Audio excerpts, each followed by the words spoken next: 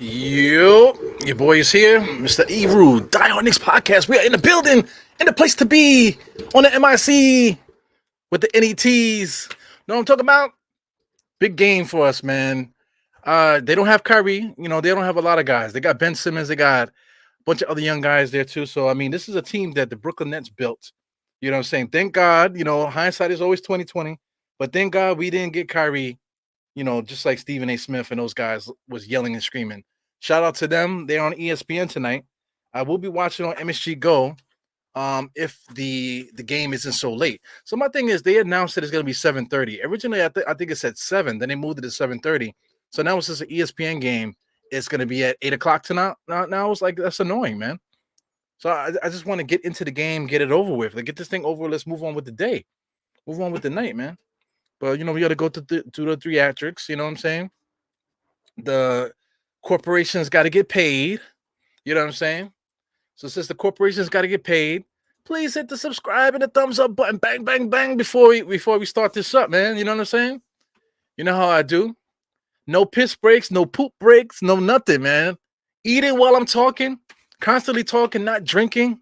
You know what I'm saying? Staying away from my family. You know what I'm saying? Hanging out with you guys, giving you Knicks content.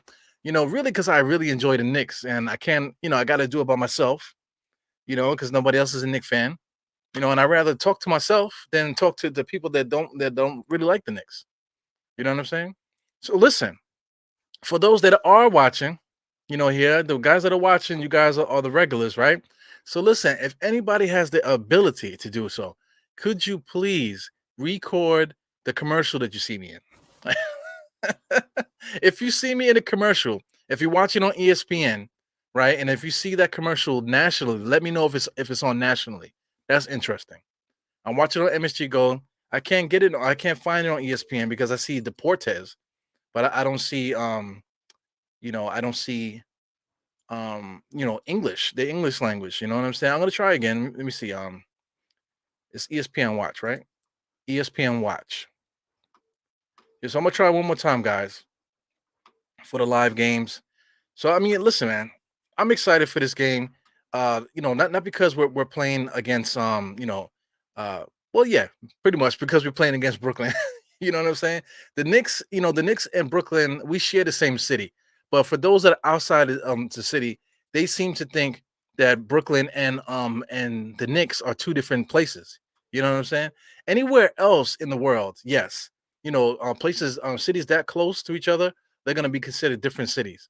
You know what I'm saying? But in New York, we have 5 boroughs. Brooklyn alone is like what, top 5 biggest city in the country, if not top 3 or something like that. In the whole country, in the world, is one of the biggest countries in the world. Population wise and stuff like that. So I mean, a lot of people don't get it. We're all the same people. Brooklyn, Queens, Manhattan, Bronx, Staten Island. Manhattan. Even shout out to our cousins over there in Connecticut, cousins in Jersey. Shout out to some of the people. Not some of the people. The people upstate, which is a whole nother dynamic up there. Long Island is a whole nother.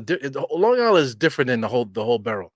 What I'm saying? It's still New York City, but Long Island is its own thing too, man. So under the same umbrella, this is New York. You know what I'm saying? So other cities don't get it. They don't get where we're coming from when it comes to that. So listen, I'm gonna look here because I see ESPN Deportes, right? So I'm gonna look at NBA Courtside to see if that gives me something different. So I guess right now NBA Courtside is what's on ESPN at the moment. So I guess they're gonna let this show play out so they could pay the bills. Allow the role players to get their confidence going. And Richard. Yeah, so that's what they're doing. They're basically talking about the game beforehand. So the game is going to start according to ESPN and in 4 minutes and 23 seconds. So I'll switch to that just so I can keep track of the international commercials. But meanwhile, if anybody's watching on MSG, right, and they play the commercial that I'm in, could you please record it? Please. I really would appreciate that, man. That'll be a solid that you do for your boy. Because I have the original commercial, but there's a new one that they chopped it up and they put like various commercials together. It's like a plethora of commercials. That's the one that I want, you know. And if you see that, some people are saying that there's an actual commercial with just me in the commercial. So I mean, if that's the case, man, then I need to know that too, because I haven't seen it yet, you know, because as the commercial is running, I'm not even looking. I'm talking to you guys, talking about the game and stuff. So that's something for me to put into work there. So if anybody's doing that, please do that for your boy, man. I would appreciate it. So tonight, I don't have any food and I don't have any drink, but I got for today's menu, I got lentil soup. You know what I'm saying? I'm vegetarian. I didn't really get to eat much today, because I'm literally starving myself. But I built the condition to get myself to losing some weight and stuff. So today I had two veggie patties from Golden Crust. That's all I had today. I had a energy drink also. Shout out to these energy drinks. Do I have one here? Yeah, shout out to these, man. You get these from Costco and stuff like that. I think this is the Rocks brand, Zoa, whatever it's called. They're pretty good. They're all right. So I only get them because you get them in Costco. So I had that this morning, and then after that, I just had some water, and that's it. That held me down all day. I wasn't hungry. Then once we got a break and stuff, I was able to get me those veggie patties. So the two veggie patties held me down. Pretty tasty and stuff.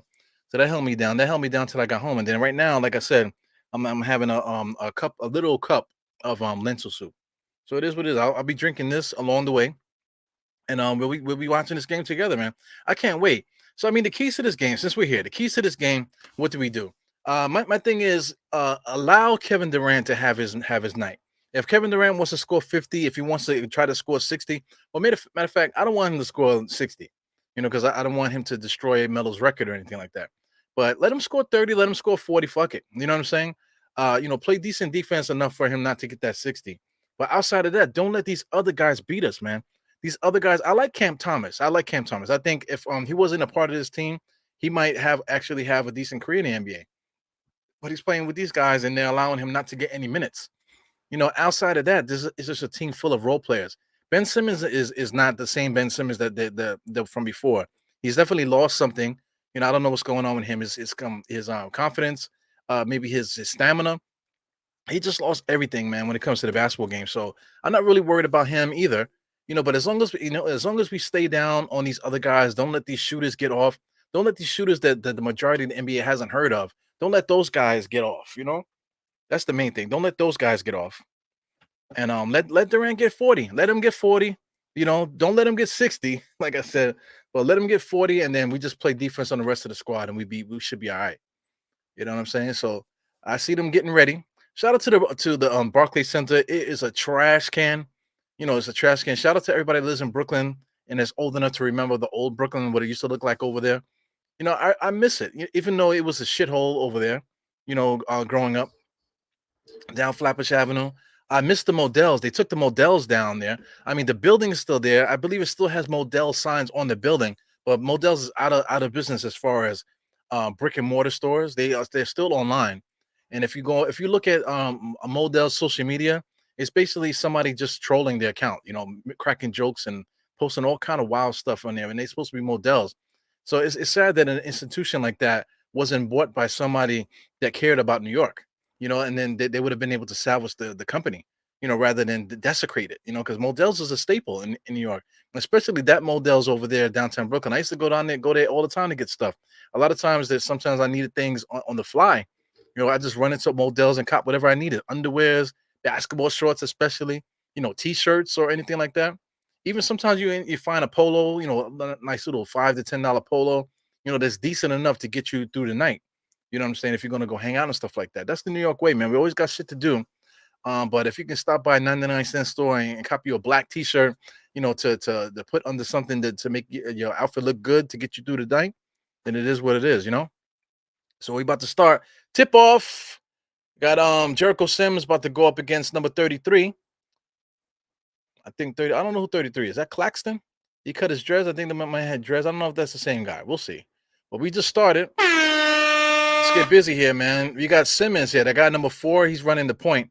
He's decent. I like him. He's a nice young kid. Like I said, these guys are in the wrong team. Here goes Durant, just going one-on-one. Durant just moving his arms back and forth and just pulls up and throws the ball into the basket. And then you see the new coach that they have there. He's clapping his hands there like he called that play. Oh, just give it to Durant and let him just pull up over the shorter defender. It's ridiculous. It's that basketball, that I can't stand, man. It's just computer basketball. Now here go the young kid here, number 4. So as a good block by Jericho Sims. So as a fan of New York basketball, like I would love to be a Brooklyn fan. I would love not a fan, but I would like to support them in the same way that I'm a Yankees fan and I support the Mets. In the same way that I'm a Giants fan, but I still support the Jets. I'm a Knicks fan, true and true, but I would like to, take a look at the Nets and not completely just call them trash bags, and get the hell off my screen, or I'll never go. I don't want to talk like that. City Field. I've been to City Field plenty of times. It makes my skin crawl to be in there.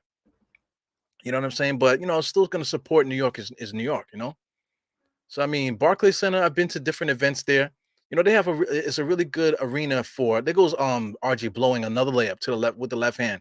For those that want to know why I keep trashing RJ, he'll get 32 points or he'll get whatever he's gonna get scoring wise. But those little layups, man, those things are not gonna cut it.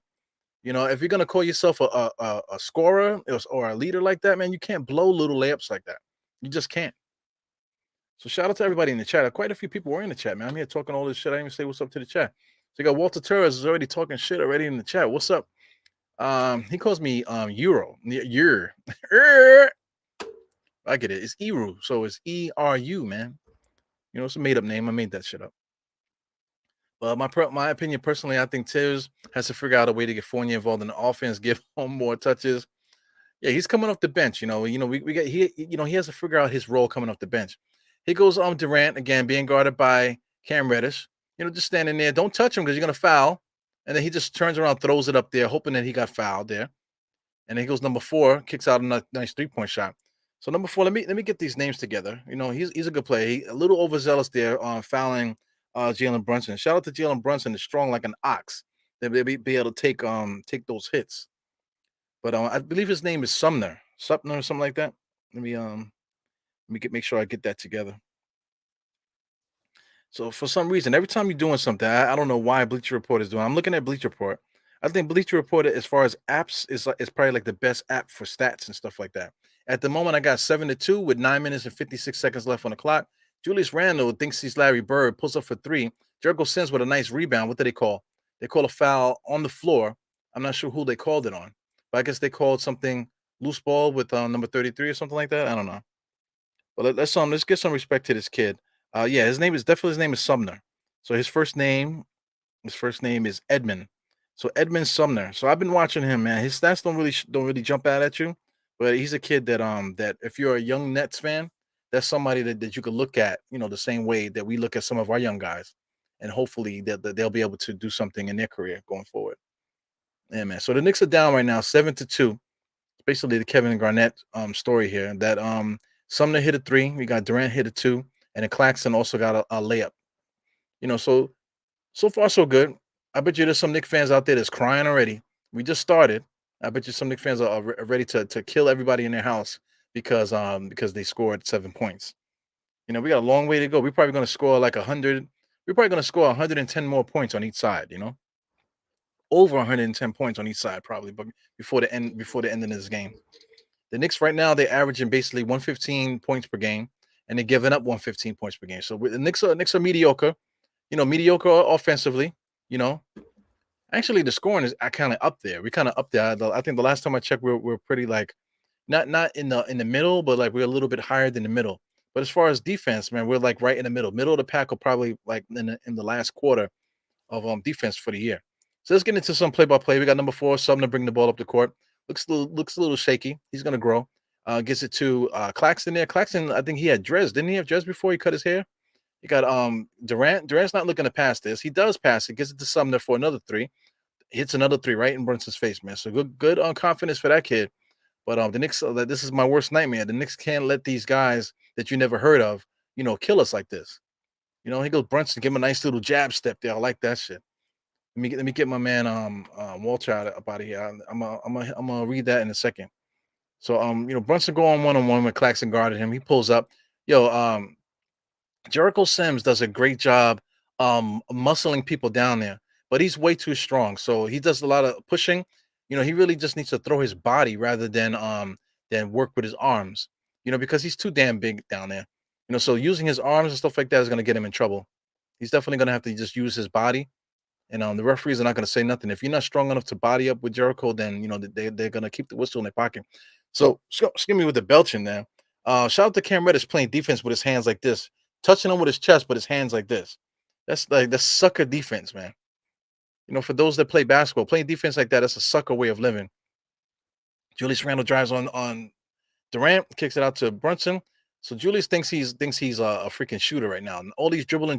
Brunson, nice little fake drives to the left. Got stripped there by Sumner. Here goes 0-0, giving it to my man number 12. That is Harris with a fast break layup. So the Knicks are down here, 12-5. So is Tom Thibodeau calling a timeout? Yes, Tom Thibodeau is calling a timeout. So there's nothing really that the Brooklyn is doing. It's just the Knicks are just not locked in at the moment. So I expect after this timeout for a coach that knows what he's doing, for a team that you believe in and stuff like that, guys that are on a different leaf. I expect the Knicks to come out of this timeout on a run to bring this game closer in score. Yeah, you know what I'm saying. The next couple of minutes. So let me see what Walter's saying here. He was saying his opinion about Brunson, about Tibbs and Fournier. So he finishes here. Since Brunson came in, he should be more of a point guard, pass more. You have RJ Randall looking for their numbers.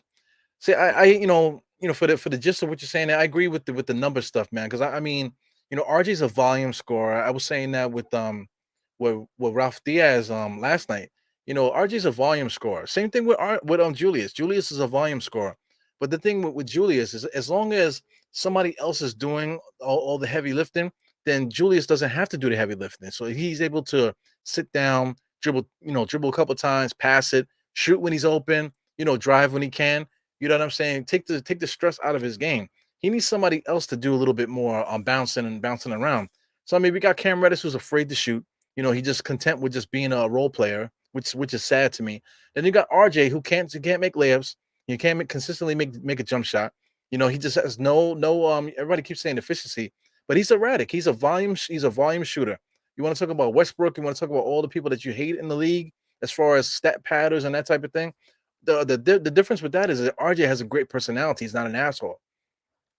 So usually guys that are like volume scorers and stuff like that, they have a chip on their shoulder. They're arrogant and that type of thing.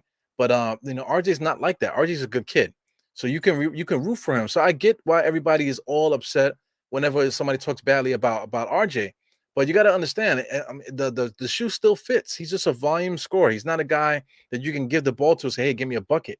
Because the dude misses point blank layups routinely. He misses floaters with nobody on him routinely.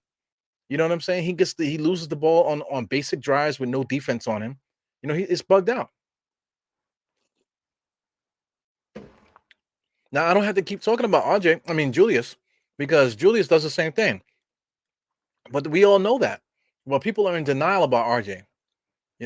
I'm expecting RJ to eventually get it together. But come on, man. After all this time in the league, you're still on the same stuff. You still have to take 2 months, 3 months to get warmed up. It's crazy, man. Yeah, I'm watching Sims as well. Sims doesn't know how to relax. That's the thing. That's the problem with him. That's why he gets a lot of fouls. That's why he keeps pushing guys around and stuff like that. Because he doesn't know how to calm down. Oh man, this guy comes to mind. He used to play for UCLA, right? So see if you guys can get this person here. He used to play for UCLA. If I'm not mistaken, he played with Baron Davis and my man what's the name, Up in Smoke, Matt Barnes and those guys. I believe he played with those guys. He was a center, if anybody remembers him. He was really good, but he had a motor where he always made himself tired. You know what I'm saying? He can never play a lot of minutes. He's always in foul trouble. But he was a decent player. I can't think of his name. Can anybody get that for me? If you guys are paying attention. So Randall with 4 shots in 2 minutes. Hey, but he's our go-to scorer. What do you want? He's our go-to scorer. Same thing I'm saying with RJ. RJ's a volume shooter, but who else is going to score? Though, RJ and Randall need to be talked about in the same fashion. You know what I'm saying? Both of those guys, taking shots and stuff like that. Oh my God, look, he took 2 shots in 2 minutes. Well, who else is the scorer? I want Cam Reddish to do it, but Cam Reddish don't want to do it. Cam Reddish is content on just being out there, fitting the role.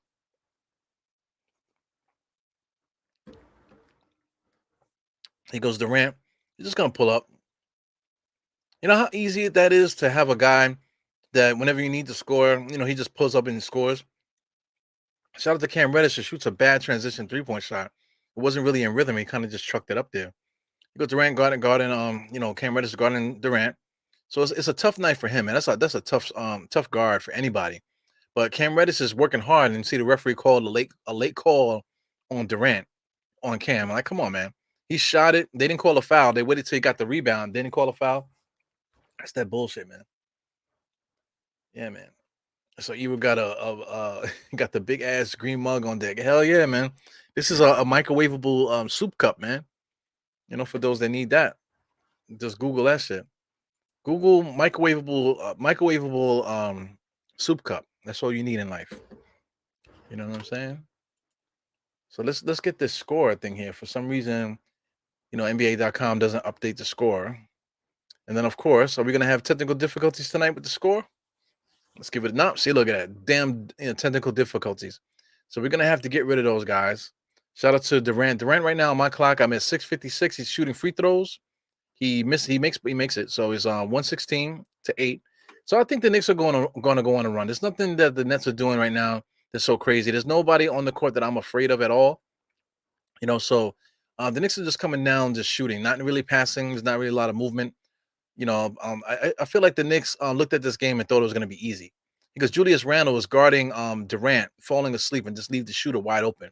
He left the shooter so wide open. He did the spin like he's playing 2K. He goes RJ dribbling into defender, into his player, into another defender. Just garbage. Passes it to Julius, so he got bailed out there. Well, I mean, RJ gets a pick and he takes the pick and dribbles right into his opponent, right into his partner's defender. Shout out to O'Neal there. So look at Julius, man. Come on, man. Julius, what are you doing? You double teaming Durant for what? You're not paying attention. You're hyped up, ready to play, but you're not really engaged. You're not really paying attention. So that's Julius Randle for you, man. You got to take the good and take the bad, man. Right now we don't have no go-to player. So, what's the use in complaining? But I'm going to continue to complain about RJ though. I don't give a fuck. I'm going to continue complaining about RJ because nobody else does. So at the moment 19 to 8. So far so good. ESPN seems to be more on target tonight. So we're gonna go with this Google scoreboard here for tonight, just to keep it simple. Let's go with the black and white background to match the net stadium tonight. Get a little contrast. I wish I could show the game, man. I wish that they didn't go so crazy about these copyrights and stuff. Because my thing is, right, why cut the stream off? If the issue is money, like you want to make sure that the NBA is compensated, then just take the money. Take the money. It's not like YouTube is paying us our king's ransom. If the NBA is worried about money and sharing the stuff like that, then take your money. Take your money off of whatever ads YouTube is going to give us, and take it if you want it. The issue is they want the big bucks, from these major endorsement people. That's what the real deal is there. So the Knicks are just getting lost here. So Knicks are not paying attention. We're lost all over the place. There's nothing that the Nets are doing. So Knicks right now are not paying attention. I think Brunson left Sumner wide open again. Everybody's just doing their thing. RJ is supposed to be guarding O'Neal, whatever his name is. Here goes RJ spinning, going towards a double team, spins baseline, misses everything. RJ's a garbage bag, guys. Here goes Sumner pushing the ball up the court here.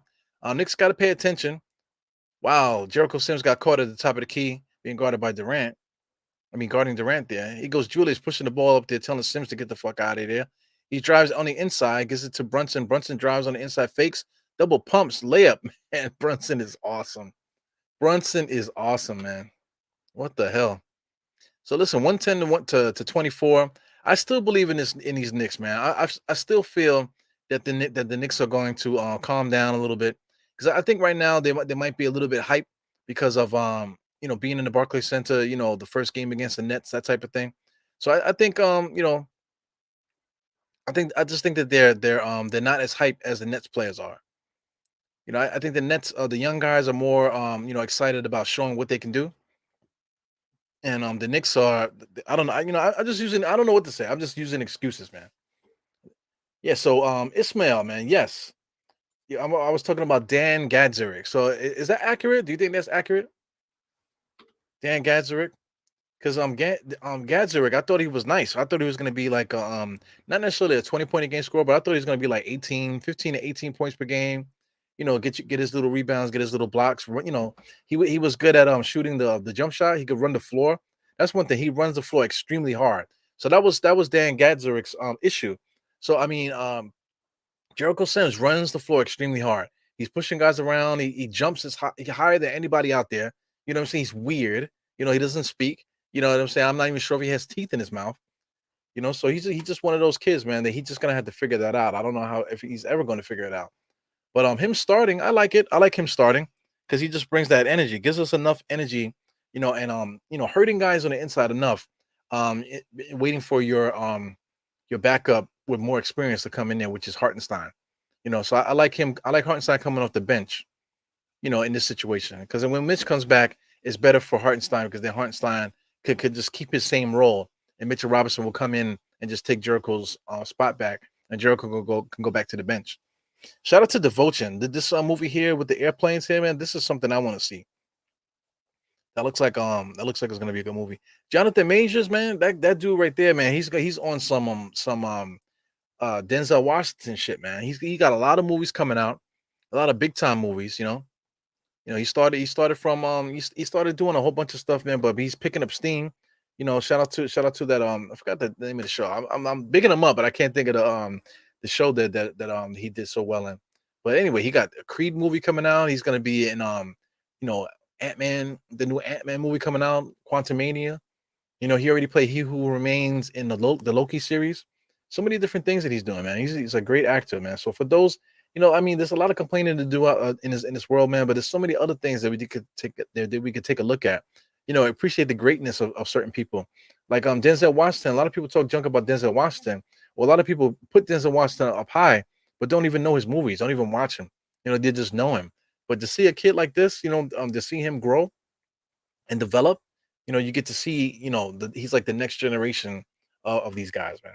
Shout out to Sidney Poitier. Sidney Poitier, he's starting to get some recognition too, finally. And they wait till these guys get damn near on their deathbed before they even really give these guys their flowers, man. So you definitely got to celebrate all greatness all around the world, man. Absolutely. Shout out to that kid that's a Hasidic Jew that made his debut in the G League. He's actually nice. He's actually pretty good. I follow his career, man, because I mean he played for Yeshiva University, if I'm not mistaken. So it's not like I was looking for him, but locally, some of those colleges, like St. John's and St. Joseph in Brooklyn, a couple of different colleges like that. You just happen to stumble upon those games. You know what I'm trying to say? Especially betting wise, you definitely fall into those little games. So you take a look because you could watch those games on ESPN and stuff like that. So I mean, the guy is good. Led the lead, led the nation in scoring and all that stuff, man. So he's a good player.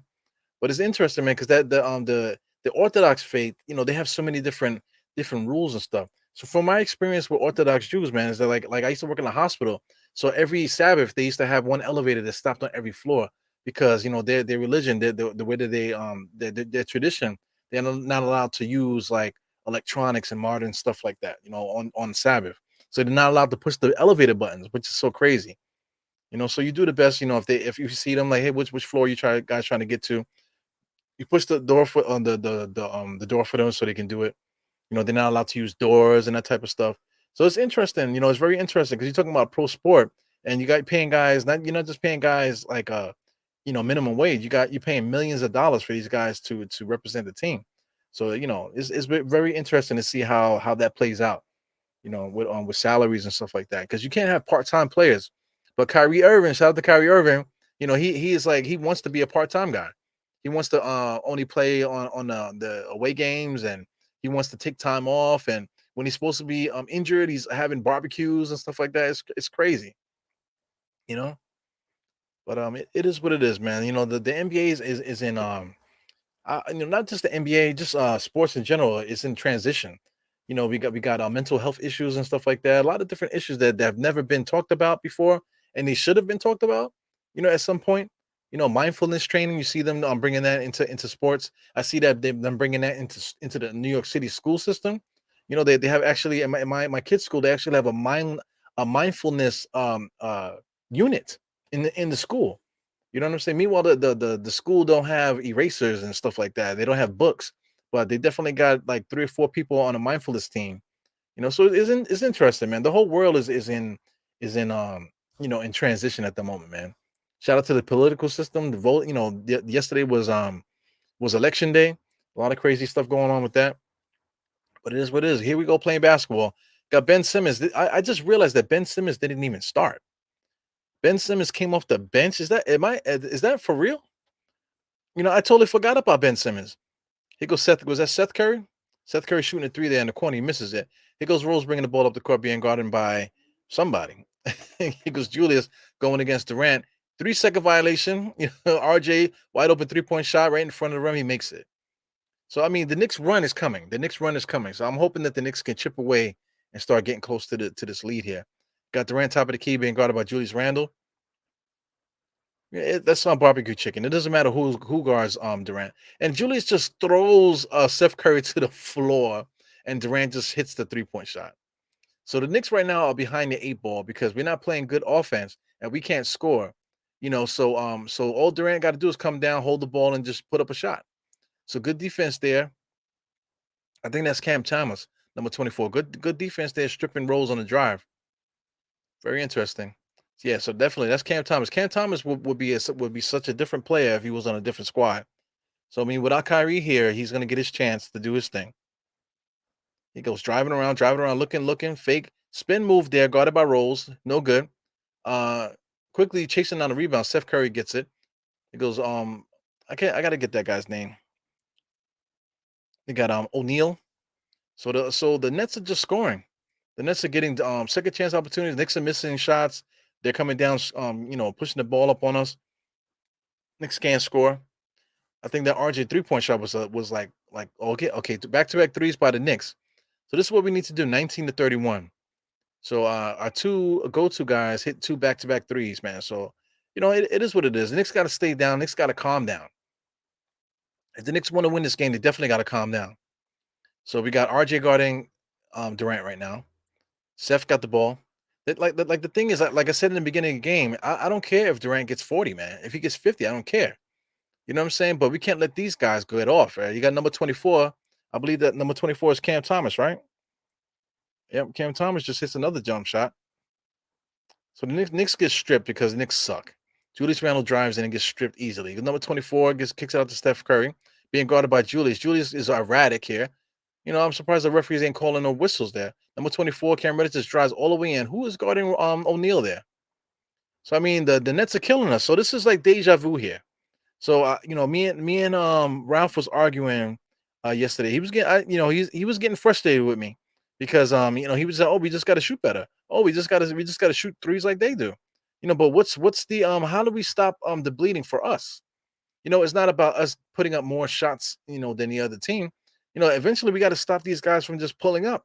Anybody and their mother is pulling up. This is a reoccurring theme in every single team that we play against. So what's going on here? Here goes Cam. Cam is dribbling as if he's Kyrie, moving and grooving. So I don't know what they call there. Might be illegal defense by the Knicks because Julius pulls up for 3 there. So I mean, that's the only way we're gonna come back at this point, man. We're gonna have to keep it together. What's our turnovers at the moment? Turnovers, only 1 turnover, but a lot of these misses. No, that's the Nets. Nets only have 1 turnover. At the moment, the Knicks have 3 turnovers. It seems like more because after all these misses that we're having here, the Nets are able to capitalize on it. So field goal percentage at the moment is 65% for the Nets, 37% for the Knicks. That's essentially the game here. Right now, 3-pointers, right? The Knicks are shooting 5 for 11. The Nets are 6 for 10. So I mean, we're shooting back to back with those guys, but they're just making more shots than us at the moment. So they got momentum, they got fire.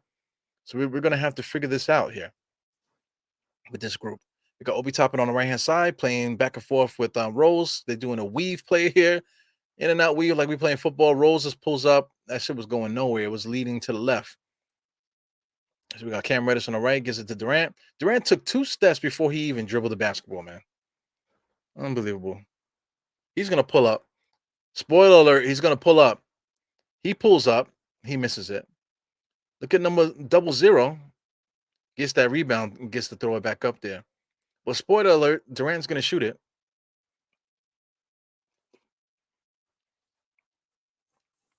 That's what drives me crazy with this stuff. Like, you know what's gonna happen. You know Durant is gonna back you, get you to back up, and then he's gonna pull up in your face. That's what he's gonna do.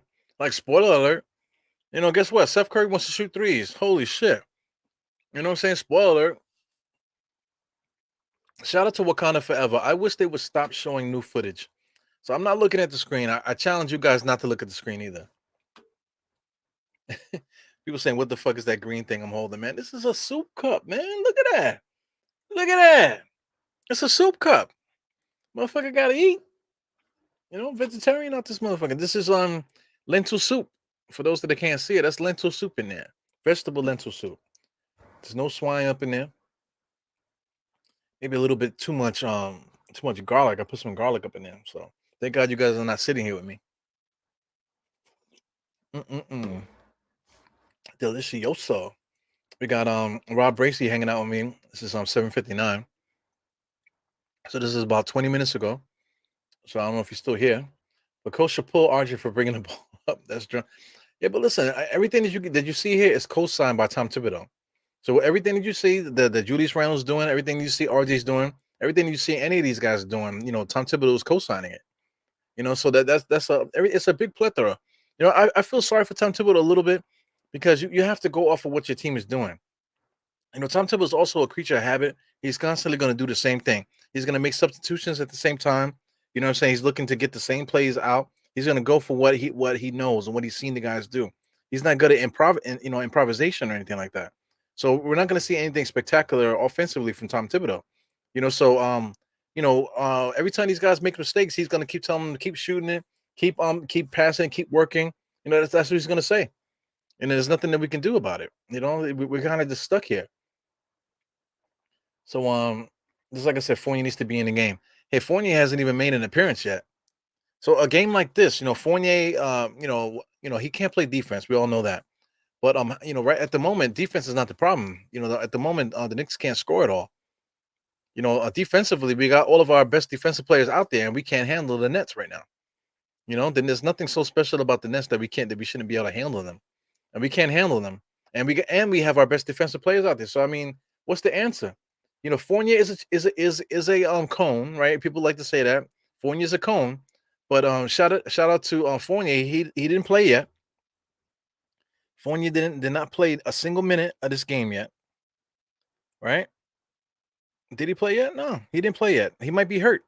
I think Fournier might be hurt, but he didn't play a single minute in this game, and we're down 38-22. You know what I'm saying? So you can't blame Fournier for not playing defense because he didn't play the game. He's not in the game. You know what I'm trying to say? That's a fact of life right there. I'm tired of saying Fournier defense, but he gives you the off to open up the floor. Yeah. I hate talking about his defense too, especially when he's not playing. Yeah. So Joseph J, what's good, Joseph? While we are tight, hopefully we didn't lose the game. Yeah, man. I think it's definitely the jitters. The light, the lights in the Barclays Center, the darkness, the floor, the big B in the middle. All that stuff could probably be intimidating, man. Because I mean, it's like subliminal messages in your mind, especially when everybody keeps telling you that the Brooklyn Nets run the city, and then you see all those stuff on the floor. That's got to do something to your mind. The black jerseys, all black or whatever. That's all intimidating. Especially if you let it, like I said, if you let it get into your mind. So Fournier makes his first appearance beginning the second quarter here. Just bad offense by Cam. Not necessarily sure about the defense. He was quickly pushing the ball up the court, looking to make that pass. Gets Fournier the ball. Fournier pulls up for three. His first shot, he makes it. Look at that shit. Yo, Walter, you see that? Fournier just makes his first 3-point shot as soon as he comes in the game. So let's catch up with these comments. Let me get down here. What's up? How do I even drink that? It's soup. How the fuck do you drink soup? It's soup. It's liquid. You know what I'm saying? It's liquid. Shout out to what is the movie is this? John Leguizamo. I got a story about John Leguizamo. So this is a Dirty Santa or something shit like this. What is this?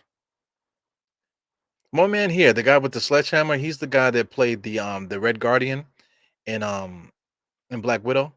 Okay, it looks interesting. Look like it might be funny.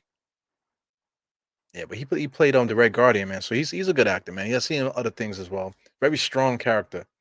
You know what I'm saying? So it's good to see him there. But like John Leguizamo, he used to follow. I used to have a different a Twitter account like years ago, and he used to follow me because I used to be in there posting all these jokes and stuff.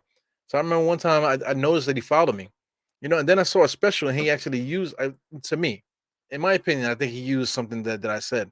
So then I put something about that on Twitter, and then he unfollowed me. This is what it is. My thing is, if you like me, why not holler at me? Maybe give me an opportunity to help you write jokes instead of just stealing from me on Twitter, mother motherfucker. Mm-mm-mm. Shout out to Myth. What's good, Myth? I like your Bracy. You see that shit? You said you got the Sears photo icon, man. Yeah, don't be hating on my man Bracy, man. Look at Bracy. He sure enough paid $29.99 for those pictures, man. Shout out to Kareem. I think I saw Kareem here. I see Kareem. What's good, man? I see the game about to piss me off. Yeah, man, it is what it is. I'm telling you. Mike K is here too. What's good, Mike K? Books are needed. Yeah, I got you. Books are definitely needed.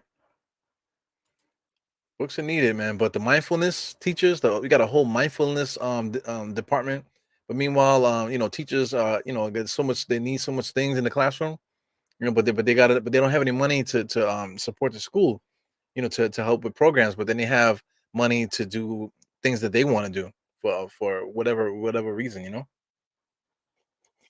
Mm-mm-mm. But Bo Ishmael, that's some funny shit there, man. That's funny. Yeah, holidays coming up, and that movie's pretty ill. To see like Santa Claus hitting cats with sledgehammers and things like that. We need a good Christmas movie, man. Shout out to Die Hard. The Die Hard movie with Bruce Willis. Action films on Christmas, they used to be a thing. But it hasn't really had that. Horror films too. I feel like horror films are making a comeback. There's a lot of like 80 style slasher flicks that are just violent for no reason. Those are making a comeback right now. Um, Action flicks, I feel like they had their little part, but I feel like action heroes, man. We haven't had an action hero in a while, so it'll be cool to if somebody could emerge and become an action hero, because we're talking about guys like Keanu Reeves that are like pushing 60, man, and still about to do another John Wick. Like how long are they gonna be doing these things, man? All these old guys, playing action heroes until they're 70 years old. Where's the next action hero coming from? Speaking of action hero, you got Ben Simmons out there. He is a trash can. He used to be good, man. What happened to him? Seth Curry just pulling up for three, boy. Seth Curry, 41 to 27 on my clock. 10 minutes and 50 seconds left in this game. In this halftime here, you got quickly alley to Obi. So that's another thing too. You're forcing alley oops to Obi. He catches it and can't finish. And then here we go. Seth Curry comes down the court and pulls up for three. So that's essentially what the Knicks do. Little chippy shots that we should make, we don't make it, and then teams come right down the other side and make it. Here goes Fournier that's been benched. Red hot hits another 3-point shot. So we got to find Fournier. Fournier's the only one that's making shots at the moment right now. He's probably motivated because they benched him. Playing decent defense there on Seth Curry, keeping him in front of him. Do they call 3 seconds? I feel like Seth Curry was 3 seconds. Here goes Ben Simmons with a hook shot to hell. Quickly pushing the ball up here. All five guys in the backcourt. He's looking. He's telling iHeart to move. Fournier. Oh man, the play is messed up. So Fournier got to go one-on-ones, double. Oh, give and go would have been nice. Quickly pulls up for three. No good. So the Knicks are in disarray. We don't know what's going on here. We're down 14. The Knicks seem unorganized right now. We seem like we don't know what we're going to do. The Nets suck too, man. Ben Simmons wide open there with Rose there. All he had to do was score, but he chose to give it back to the guard, jam it in there. So the Knicks bail the Nets out there with Fournier just fouled the 3-point shooter. So we'll see what's going to happen here. Like I said, shout out to Cam Thomas. There's quite a few players in the Nets that I appreciate. I like the O'Neal cat from Utah. I like him. Joe Harris is decent. Claxton is decent. Sumner is decent. Shout out to Cam Thomas. I like Steph Curry. Ben Simmons is a trash can. They got Morris is there. Got one of the Morris brothers there. Patty Mills hasn't played in a while too. I think he's just old now. I think he played 2 minutes in this game. Patty Mills. He played 2 minutes. Yep. But they got some guys on the team that are decent. But not so decent that we should be down by 17. Shout out to the score here. 47-30 with 9 minutes and 39 seconds. Left in this half. This is crazy, man. It's another game. Like this is one of those games that after halftime, I don't think they will have the heart to come back from a team like this. Shout out to Shaw. What's good, Shaw? Man, Shaw popped up in the place. Kareem Grant. You think Tibbs is on a hot seat? At this point, I want to blow the whole thing up because there's nothing working. There's nothing working. We need to try something else now. He goes Fournier, sidestep, and just pulls up. So that's our offense. The offense is we can't run a play and then let Fournier go one-on-one. So then all the trash bags out there that like to talk about Fournier, now they got something to talk about. He goes, Ben Simmons gets the rebound, kicks it out to Steph Curry. He's going to hit that. So anyway, real shooters shoot it. You know what I'm saying? Real good players know how to score in the moment. The Knicks right now, we're all in disarray. He goes quickly, make that, baby. See, guys, the Knicks are just not making any shots when we need to. He goes, Obi, the dead ball there. But quickly's wide open, man. Nobody's guarding. You got to knock it down. That's what big time players do. Shout out to Patty Mills there. I was just talking about Patty Mills. He was able to get that shot up. Ben Simmons got the rebound, kick it right out to Steph Curry. He's wide open. Hit that shot, baby. If you're a shooter. But the Knicks don't have that confidence. We're definitely lacking confidence right now. Like I said, I'm going to blame that big B in the middle of the court there.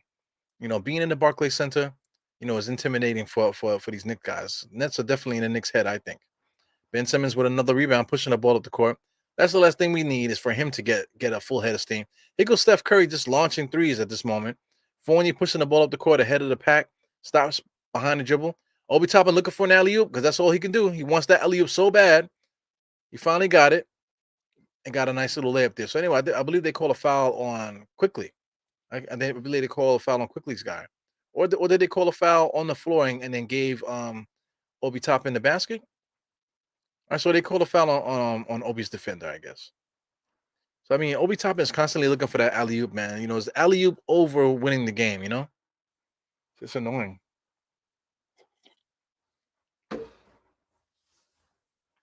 Almost got a lane violation there of Hartenstein. So the referees kept the whistle in their pocket. Thank you. Good good look there because Obi Toppin held the ball, to allow Hartenstein to get back across the line there. Here was Cam Thomas going in and out. So I believe they called 3 seconds or they called travel or something like that. We'll see.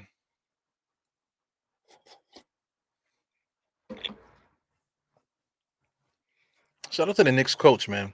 I remember when he was in high school. That's Coach Vaughn. He played for Kansas. I remember when he was in high school, coming from high school, going to play for Kansas. I remember that. So you stay around long enough, man. You see some shit in his life. So finally, I think what we really needed was some porn in the chat. We really needed some porn in the chat. Thank you for sprinkling that bullshit up in there.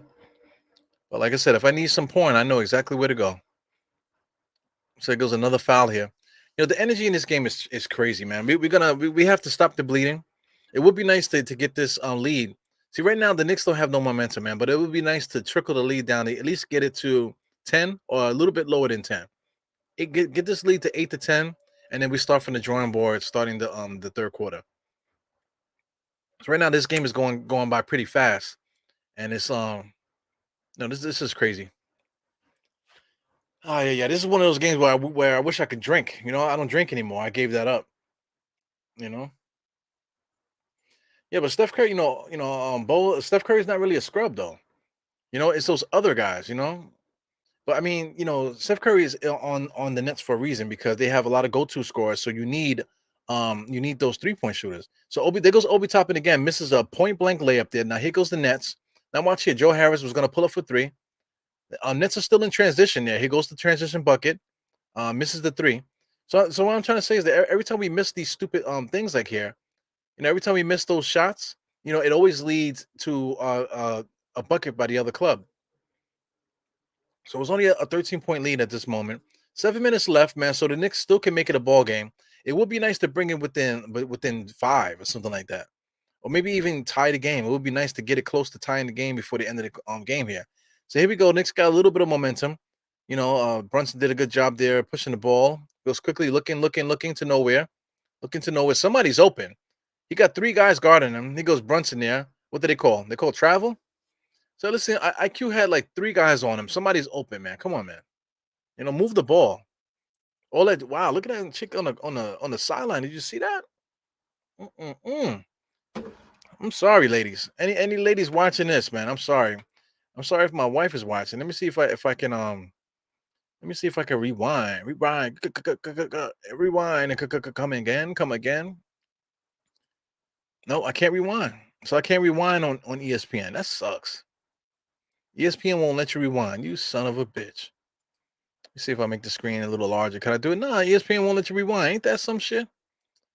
They won't let you rewind. So let me since I'm looking at it, let me make this bigger here. Pause. Here goes Harris. Nice curl play for a nice little layup right in front of Obi Toppin's mouth. 52-37. Brunson looking. Top of the key there, jabbing. Call for the pick, but didn't take it. Gives it a quickly, sets up for 3. Here goes Obi Toppin looking for the pick. Quickly looking. Knicks have offense going to nowhere. Brunson probably should have drove left. So the ball is swinging. Julius Randle going to have to go one-on-one. Stutter step. I like that jab step there for Julius. Julius' nice acting job, falls to the floor and gives Durant a foul. So that's Durant's first foul in this game. So right now, the Knicks 37-52. Julius Randle has 15. He's a whole offense, 5 for 9, 3 for 7 for 3-point. So he thinks that he's Larry Bird at this moment. RJ is 1 for 2, which is atrocious. Brunson is 2 for 5. Cam Reddish hasn't scored. 9 minutes, 0 points, no rebounds, nothing. But everyone was just talking shit about how great Cam Reddish is playing and how Cam Reddish and RJ are so great together. It's incredible. It's incredible the narratives that are out there, man. Hartenstein is not as good as Mitch. It is what it is. A lot of crazy narratives out there. Knicks got to figure it out. We don't have anything going for us. Hartenstein hasn't scored either. Quickly hasn't been able to get it done the last few games. Fournier came off the bench, hit 2 threes. Obi Toppin came in there and hit some transition buckets. We don't really have nothing going for us right now. We have our blocks. I think we have 1 block. We have 1 block. We have 1 steal as a team in the first half. This is crazy. We still got 6 minutes left, man. So this is crunch time and halftime right now. So let's see what we can do. 6 minutes. Like I said, I would love to get this lead down to 10. 10-8 would be fantastic. Even better would be to go on a nice run to finish the half. Oh man, I mean, Sumner travel, man. What the hell's going on here? Sumner's being guarded by quickly. Dribble. He's gonna pull up. He drives all the way. Scoop layup to nowhere, but he got it off the back of the rim and scored that. Unbelievable. Jalen Brunson brings the ball up the court, asks for a pick from Obi. He's being guarded by number 33. That's Claxton. Skippity, skip, pop, skippity, skip. Brunson just skipping all over the place. Pulls up over Claxton, which is crazy, man. The Knicks have no offense going on here. This is crazy. This might be the worst offensive display for the Knicks this entire season. Like everything that we normally run, we just can't get it done. Here goes Sumner. I think I was talking up Sumner too much. So I mean, you want to talk about a bum? He has 13 points. You want to talk about a bum that's gonna kill us? My man Sumner got 13 points right now. There's no way. 13 points at the half? That's crazy. Julius Randle just launching those threes, man. He's fall back, baby, with those jump shots. Obi Toppin is guarding Durant. Durant is gonna freaking take him to the basket. Stutter step. Here he goes. All the way to the basket. Spin in the paint. Jump shot. It's good. I mean, this is crazy, man. The Knicks are now down by 19. Down by 19 to this team. This is crazy. This is too much. Knicks have no offense going for us right now. See, watch this. There's no movement. RJ, this is the first time RJ touched the ball in a long time. He's been on the court for a while. Because RJ's still spinning and winning with the dribble. Nice little easy layup with the left hand right at the rim, and he blows it. Here goes Durant travels. They don't call it.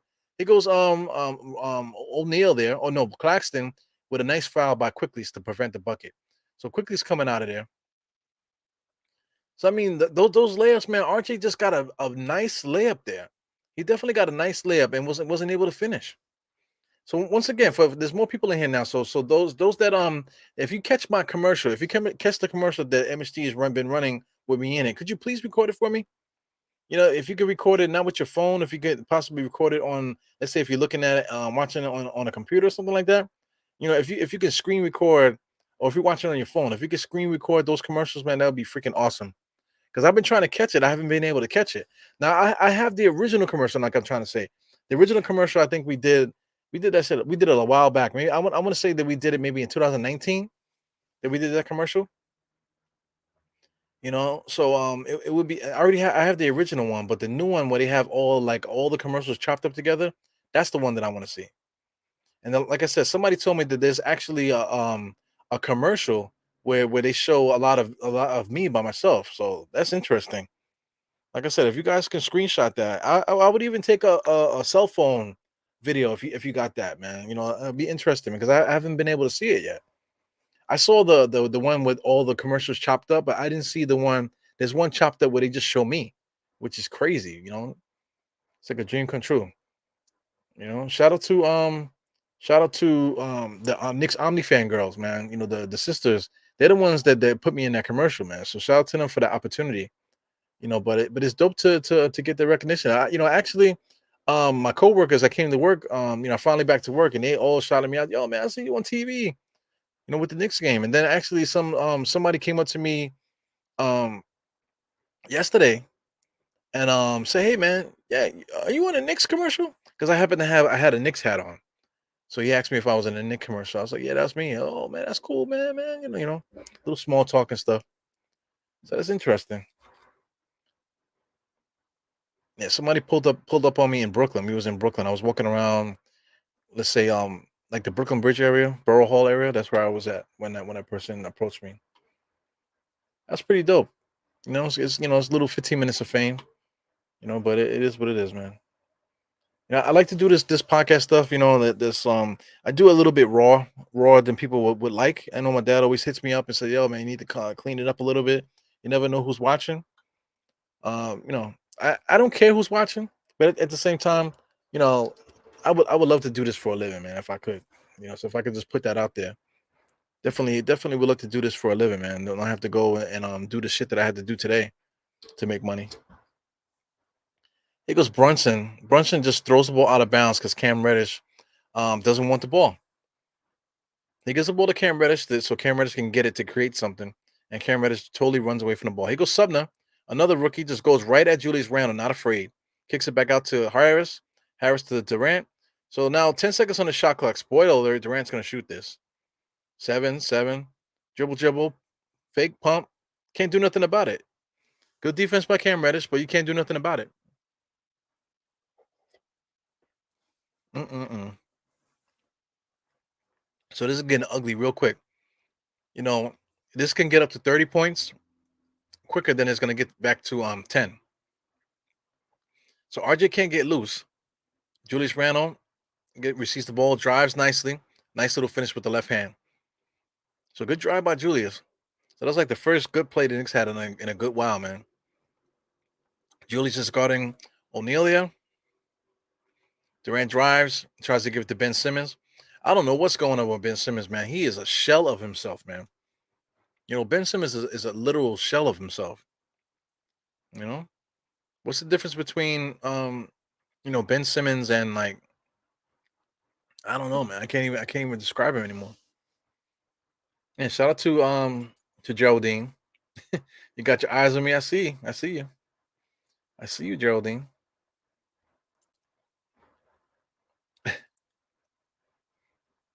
Yeah, you blaming Ralph for those 69 megas. Mega, mega, mega. Sábado domingo. 47. Mega. Yeah, man. Shout out to Jarrell. What's good, Jarrell? CA Mafia. What's good, my mother? My mother. What's good, my mother?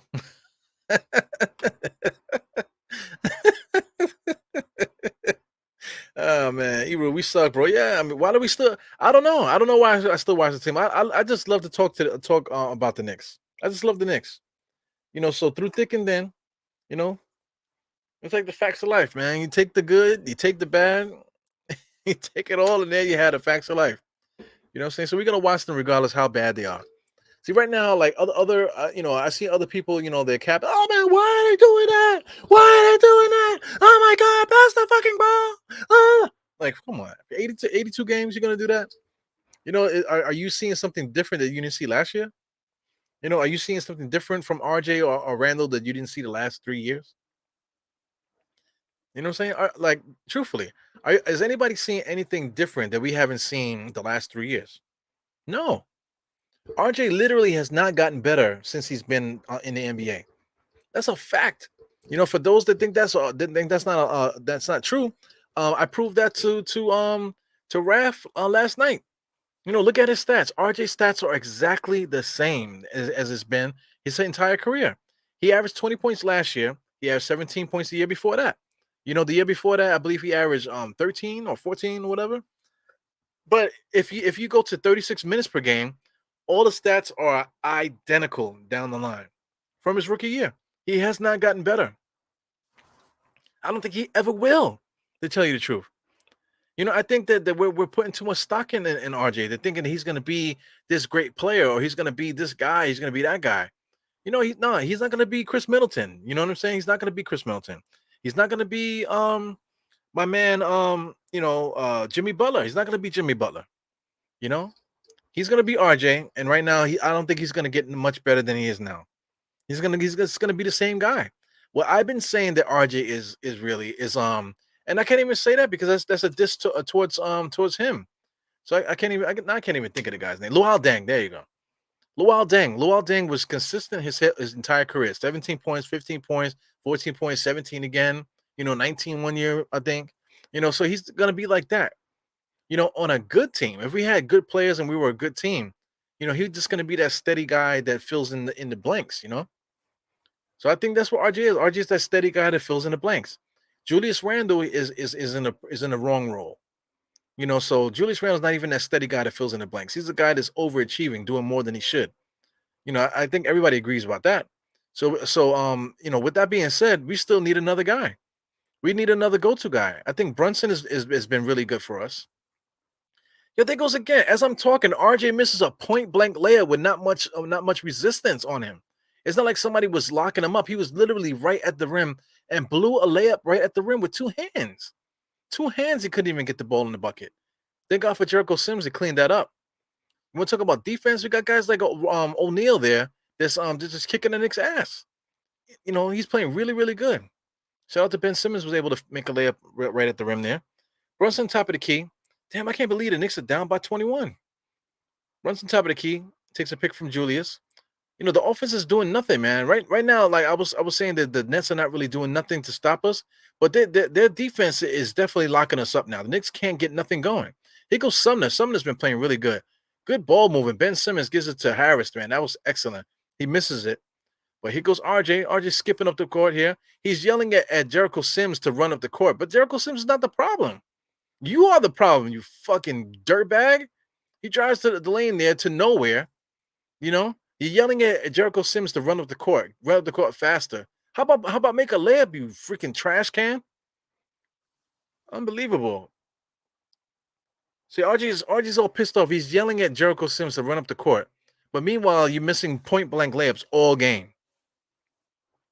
Come on, man. Freaking trash can. Here goes RJ looking for the ball there. Brunson moving and grooving, moving all the way to the basket. He's Jericho Sims. He drives in there, gets fouled. He had a lot of steam there, looking to take the rim off.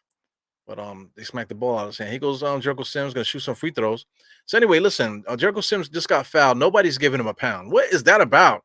What is that about? He just got fouled. He's at they're gonna look at the lady behind Tom Thibodeau. Woo. So anyway, Jericho Sims get fouled just now. And nobody gives him a pound. What the hell's going on here?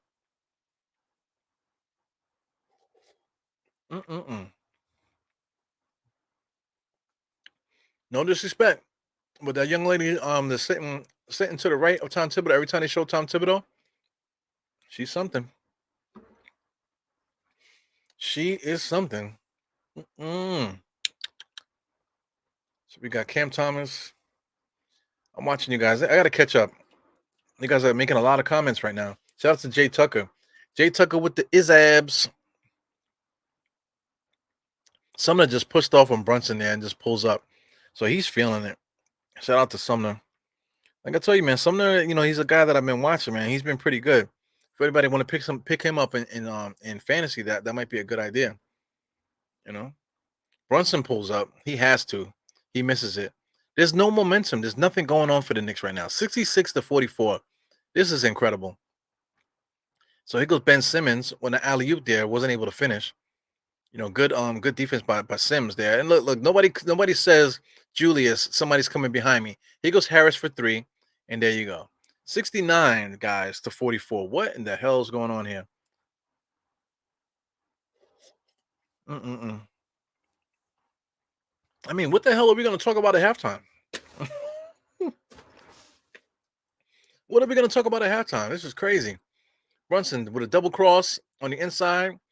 Got fouled there, but kicks it out to Cam. Cam back to Julius. Julius is moving and grooving, going to nowhere. He tried to dump the ball on the inside for Sims to get it. He tried to foul just now, and the referees didn't call it. So Seth Curry just pulls up for 3. He just gets off the bench, pulls up for 3, and makes it. Wow, man. The Knicks are literally losing 69-44. This is incredible, man.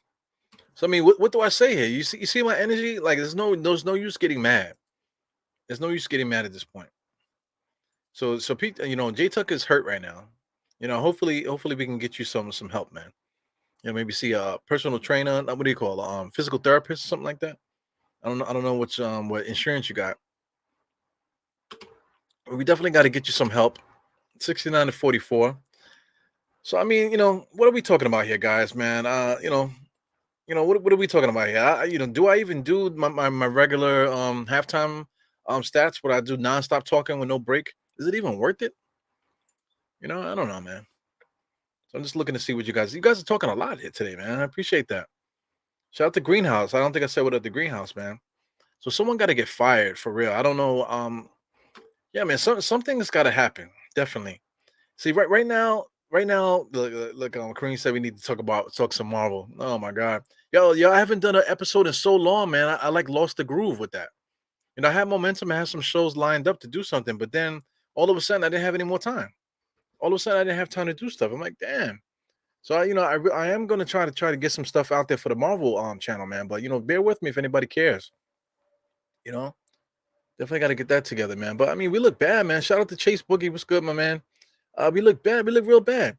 So listen, I was trying to get that conversation with Raph the other day, right? Yesterday. What how can we get better? How can we stop the bleeding? Because listen, we're a mediocre team.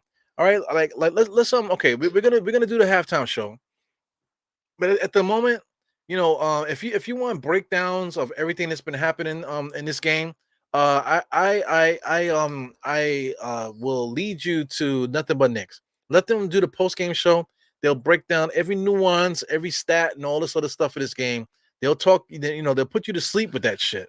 You know what I'm saying? Let them do that for this game. They do a really good job at really breaking down the game, every nuance. Sim Russell and my man, what's the name, Tony Crow, they're like the best at scraping the wall, with stats and stuff like that. So, if you want that tonight, definitely watch the post game and check that out. But 38-22 in the first quarter, 31-22 in the second quarter. So did the Knicks play better defense in the second quarter? I don't know. So this is one of those games that I think the Knicks' confidence is completely shot. The second half of this game, the only thing that's going to save the Knicks is if we just come out and play like we normally have been playing. Right now, the Nets had momentum the entire first half.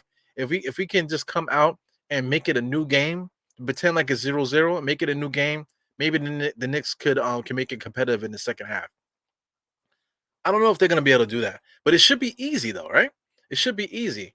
So I mean, I'll just let me do this. I'll just look at I'll just go straight to the box score. I'm not going to go to the rebounds or nothing like that. To me, it's not worth it.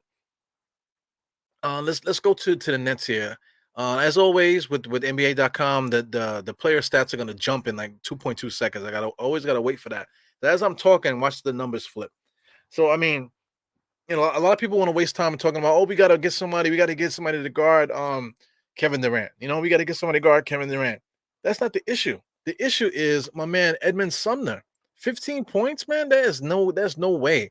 You know, that's Brunson's guy. Yeah, he's a point guard, but as a team, you know, and as Tom Thibodeau and stuff like that, you got to stop that shit. You got to stop guys from getting off like that, because I mean, the momentum these guys been having here with let's say Royce O'Neal, I mean, has been doing a really good job today. He's playing a really good game, you know, overall, you know, getting keeping the energy up and stuff like that. Nick Claxton playing pretty good. Joe Harris, all the Nets players got the knack today. You know, just playing really good. Cam Thomas had a nice little run too, even though he didn't score well, you know, but he still was impacting the game in such a way that was giving other people opportunities. Ben Simmons also can't really score, can't really do nothing else, but he was doing a good job rebounding and moving the ball for that hockey assist type of thing. Patty Mills didn't really do much. Markeith Morris is also a trash bag. But the guys that did play, Seth Curry and all these guys, Seth Curry also had 14 points. So I mean, you know, if we're gonna win this game, we can't allow guys like Seth Curry to get 14. So you mean to tell me that Seth Curry is gonna finish this game with 28 points? You know what I'm trying to say? If he duplicates what he did the first half, so you mean to tell me Seth Curry is gonna get 28 tonight? So you mean to tell me this kid, this new guy, Edmund Sumner, is gonna get 30 points tonight? You think is that what's happening right now? You know what I'm saying? I could see Kevin Durant getting 30 or Kevin Durant getting 40, like I said, or Kevin Durant getting 50, but I can't see Edmund Sumner getting 30 tonight. You know, I can't see Seth Curry getting 28. You know, that's crazy, man. That's too much. Nick Claxton getting 16. Can he get that tonight? You know, Royce O'Neal getting 12. You know, Joe Harris getting 14. Come on, man. You know, that's why we're losing this game. You know, it's not necessarily what they're doing.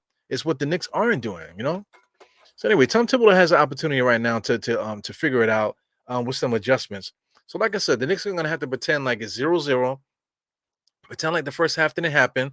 Maybe everybody take a shower. You know, everybody take a shower together or something like that. Or I don't know, man, call your wife, or maybe I don't know, maybe go outside, take a walk. You know, do players do that? Do they get dressed and just go outside? You know, let me go to the corner store real quick and grab something and then come back. Do they do that? So I feel like a night like tonight when the Knicks are playing so bad, can the Knicks just go outside to the corner store over there on Flatbush Avenue and grab something from the store and just to break it up a little bit? Maybe stop by the freaking halal truck down the block just across the street there from Modell's to grab something. Can they do something like that? Can they go down the block and get some cookies or something from up the block? Or something just to break the monotony a little bit? I don't know, man. Maybe go down the block and get a beer, you know, from Bleachers. Go to Bleachers to that bar down the block and grab a beer or something like that. Maybe that's what they need. They need something to break up this nonsense that's going on here. But we definitely got a chance, man. There's always a chance. There's no lead safe in the NBA. But in order for the Knicks to come back and make this a game, we basically got to flip the script on the Nets. And we got to shut them down. We got to shut all their mediocre players down. Hopefully Durant doesn't go crazy, and we might be able to get back into this game. But chances are, man, it's a wrap tonight. But anyway, you know, we're here to watch the game. You know, we're Knicks fans. We're hoping for the best. But it is what it is. So I mean, I see you guys. You guys are saying a lot today. I really appreciate that, man. Shout out to General Belandres. We see what you're saying. KD requested a trade. JR to the Nets. We'll see, man. You know, I don't want nothing to do with Durant, just based off all the sucker stuff that he was saying when he first got here. You know, right now things are not going as well as he would like to. You know, so for him to come to the Knicks, it's like, you know, I remember like even with Melo, like everybody loves Melo, but I remember what he was before he came to the Knicks. I remember when he slapped Marty Collins. You know what I'm saying? I remember those things. People forget that type of stuff. You know, now they want Melo's name to be in the rafters. But I mean, there's certain things that you just can't forget. You know, the way that people treated you and stuff like that. But I don't get it. If people could treat you a certain way, but then you still want them. You still want them to come to your team. I don't know, man. Sometimes you gotta like draw a line in the sand with certain things. At least in my opinion. Ah, man. So yeah, what are you guys talking about here? Is CAA and Greenhouse going back and forth with each other right now? So you have zero margin of insight above the next man. Uh, okay, he's going at him. So CA Mafia's going at Greenhouse. You really don't want to go at Greenhouse. Greenhouse got some bars, man. He's a pretty funny motherfucker. So you don't really want to go at Greenhouse. He got jokes for you. Yeah. So anyway, this is what I'm thinking. I'm thinking. I'm really thinking that we need to get up off of RJ Barrett. I feel like he needs to get out of here. Mitchell Robinson, he can't be healthy. I would like to see Mitchell Robinson out of here. If you want to do that, since we're looking at stats and stuff like that, I didn't even share. Why didn't you guys tell me I didn't share the stats on the screen just now, man? So let me put that up here. I know I was looking at it on my screen here, but I didn't really show it to you guys. So let me put this back up. Let me put this on the screen here. So this is the net stats I was showing you guys for those that are watching, making sure that's up there. Put it a little bit bigger. These are the Nets stats that I was talking about. Like I said, and Subner got 15, Steph Curry got 14. Everybody else is pretty much going crazy too. Royce O'Neal, Nick Claxton, Joe Harris. So if he could put a clamp on some of the on all those guys, and just hope that Durant doesn't go crazy, then we should be good. So anyway, as far as the Knicks, man, I don't want to talk about what they did because they trash. Julius Randle got 19 points, but it was 19 points that was really kind of just like, if you want to talk about stat padding, today was one of those games where Julius Randle literally was just trying to get his, not really doing anything to help the Knicks win, but doing everything to get his stats up. So that stat padding narrative that people keep talking about, today's one of those games where he's essentially been doing that. Jericho Sims is just a ball of energy. You can't really fault him. But shout out to RJ, who blatantly was yelling and screaming at Jericho Sims to get up the court. But meanwhile, RJ Barrett is literally missing layups at the rim with two hands. He did that in this game. At the end of the game, I'll be able to see some highlights and stuff of the misses. But RJ Barrett's highlights should be just as misses, because he misses some incredibly easy, uncontested shots. Man, it's unbelievable. He's 1 for 6 right now, five points. But like I said, that's not the keys to the game. Look at Cam Reddish. What's the name? Ralph was capping for Cam, saying that Cam was so good. But I mean, he has zeros across the board. The only stat that he has today is a personal foul. He's minus 19, zero stats across the board, man. What can you do about that? RJ's a trash bag, man. Jalen Brunson's having a bad game too, but I mean, the whole team is having a bad game. We're just having a bad game. So my thing is, we need to figure out what works. Now, everybody, we could say we love Jalen Brunson. Jalen Brunson is the dude. Julius Randle, for as bad as people say that he is, there's not really. He's a unique player in the NBA, because in the right situation, him being an enforcer, I think is a good idea. Having him to be that tough guy on the court, that's what you need Julius Randle to do. You need somebody else to do the scoring though. So my thing is, I feel like we need to figure something out. We need to get RJ Barrett up out of here, in my opinion.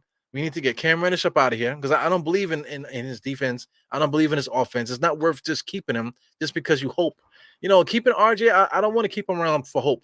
I don't want to keep Cam Reddish for hope. You know what I'm saying? Derrick Rose is at the end of his career. He probably should get up out of here.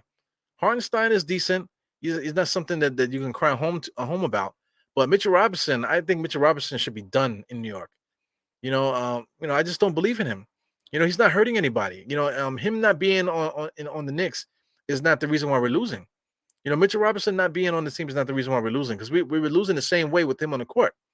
And then you want to talk about somebody that can't stay on the court. Mitchell Robinson does not do a good job staying on the court either. So I don't know why we're wasting our time with a guy that's in his 5th year. We paid him all this money, and he's still the same guy. He hasn't gotten better in 5 years. So Mitchell Robinson, I would like to see him up out of here too. Go to another team that can utilize him a little bit better, and he'll probably have a good career. But when he goes to that team, I bet you he's going to go to a team that has real all-stars on the team that will make him look good, make his meaningless basketball plays look way better, because he'll be playing with all-stars. You know what I'm saying? If he can go to a team with all-stars, is what I'm trying to say. You know what I'm saying? But if he's not on a team with any kind of stars, then Mitch Robinson is a waste of time to have on your roster. Obi Toppin, I would like to see Obi Toppin in a larger role, but as a small forward. I want to see Obi Toppin be our starting small forward. I would like to see RJ Barrett up out of here. I would like to see Obi Toppin as a starting small forward. Julius Randle with Obi Toppin, I would like to see together in the front court, because RJ Barrett's not doing it for me. Now, if we trade RJ, if we trade Cam, if we trade Mitch, these are guys that ring bells around the league. These are guys that have value around the league. So if you put these guys in a package, and then add some draft picks on there, we might be able to squeeze away somebody that's dangling out there. Shout out to SGA. The Knicks should have made a play for Donovan Mitchell. Hindsight is 2020. But right now that we know hindsight is 2020, then we need to get some of these guys together in a group and ship them up out of here and restart this. We need a lateral start or a hard reset. We need a hard reset. Get some of these guys off the roster. Get somebody that can create their own shot. Now that we have Jalen Brunson, get somebody else that can create their own shot and be the go-to guy for us. Reduce Julius Randle to being that enforcer at the four. Obi Toppin, push him up and force Obi Toppin to be that scorer that we need him to be. He's not a power forward; he's a small forward. So this is what I'm thinking, y'all. Julius Randle, Obi Toppin in the front court. In the backcourt, give me Jalen Brunson, and then see if you can squeeze another guy. SGA, I'm looking at SGA. He's wasting his career in OKC. Can we put a package together to get him off of OKC? That's the guy I want. I think he's good. I think he's fantastic. Get him on the roster. He's a guy that you can give the ball to. He can create his own shot. That changes the dynamic of everything. Like I said, we don't lose anything by not having RJ and Cam Reddish. Obi Toppin is still there. Are we still gonna need a defensive wing? But listen, man, get up off of that. There's somebody else that we can get via trade. We still might be able to pick somebody else up. Shout out to the Royce O'Neals of the league. Playing for the Nets. Look how good Royce O'Neal is playing. You mean to tell me we can't pick up a player like that around the league somewhere? Like we can't just die on this hill for these guys that are just trash bags. They're literally trash bags, man. We cannot die on the hill with these guys. And they're not doing anything to help us win at all. We had these guys for 3 years. 3-4 years. This is their 4th year for some of these guys. This is the 5th year for some of these guys. Come on, we've had these guys around too long. We know what works. We know what doesn't work. We need to stop playing around already. Tom Thibodeau's not a good coach either. He's a fraud. Tom Thibodeau's a fraud. He's a glorified, what do you want to say? Assistant coach. He talks a good game. He's a good assistant coach, but we need to get a real coach in here. So I'm done talking about that. So here we go. Start the second half. We're gonna see right away if the Knicks are about their business right now, because right now the game is not over. This team can still win. So Jalen Brunson comes in right off the bat, sets the table, and hits that jump shot. So I haven't been paying attention to the chat, so I really want to know what you guys think about what I said. I really want RJ up out of here. I really, Cam Reddish is another guy. He's a fraud. Cam Reddish is never going to be anything more than he is because he runs from the ball, man. He wants to be a go-to scorer. He wants to get paid. Listen, man, go to another team. What I'm saying? Go to another team. RJ is not the guy. Send him to Toronto. Get OG here or something like that. I don't know. Send RJ to OKC. Okay, send him to OKC. Let him play with that French kid because that French kid is gonna be possibly their number 1 pick there. Let him play with that French kid who will be like the next great one, and then he'll make RJ look better than he is.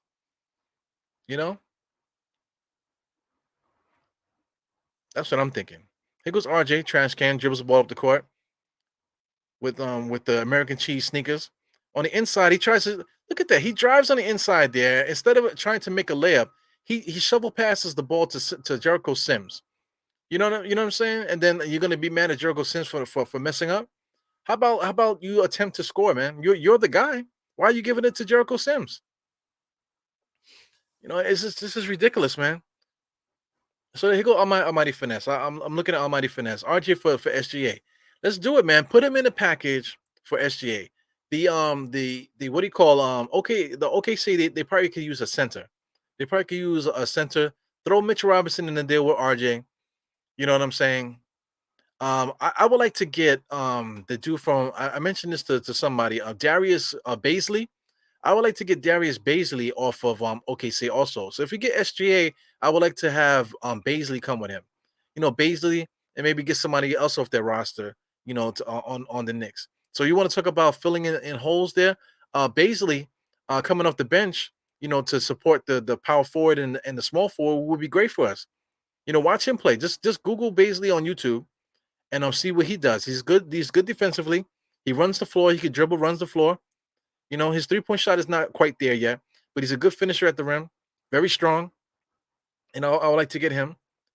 So I mean, if after making a trade like that and cleaning up the roster, we'll still be competitive. It's not going to change anything. We're not going to get worse.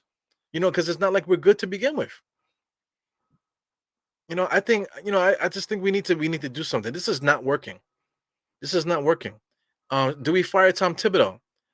Uh, you know, I think if we're gonna start trading guys like this, like I'm suggesting, then possibly Tom Thibodeau needs to get up out of here too. Because I don't want to make this trade and then we're still trying to figure it out. But at the same time, Tom Thibodeau will be a good stopgap. Because you're gonna still be professional. Guys are gonna still be professional. Maybe Tom Thibodeau by putting the ball in the hands of guys that he don't know, then maybe he'll be reinvigorated. You know, because he's a teacher. He likes to watch. So give him something to watch. Give him something to do for the rest of the season. And then at the end of the year, then fire Tom Thibodeau. But at the present moment, man, look at RJ. Where is he going? Kicks it back up to Julius. Now Julius has got 10 seconds on the clock. Where is he going? He dribbled it, like they didn't steal it. He just dribbled it all off his foot. He goes Cam Reddish here driving, against three people. He should have pulled up and he just comes in there. Now here go the Nets. Nice give and go, fast break layup. That's been happening every single loss. Every single loss, every single win that we have, every team has been doing the exact same thing to us. Every team has been doing the exact same thing to us, man. We come down the lane. Julius Randle dribbles off his foot, loses the ball. Here comes the other team running down the court, gets a layup. RJ drives down the lane. Instead of scoring, he's looking to shovel pass it into Jericho Sims. Quickly he's driving the lane, looking to force feed alley oop to Obi Toppin. It's just crazy. It's too much, man. Like it's nothing that's gonna happen here. That's gonna be amazing. Like wow, wait till January. Wait till January. Wait till another month and watch how these guys play. No, man. I think this is it. I don't want to wait till January. I think I'm done with all these guys. You know, it's time to go. So Trish D says everybody wants SGA rule. Yeah, listen, but everybody wants SGA, but not many people can make that trade to get him. Now you can't tell me the Knicks can't get SGA because we almost got Donovan Mitchell.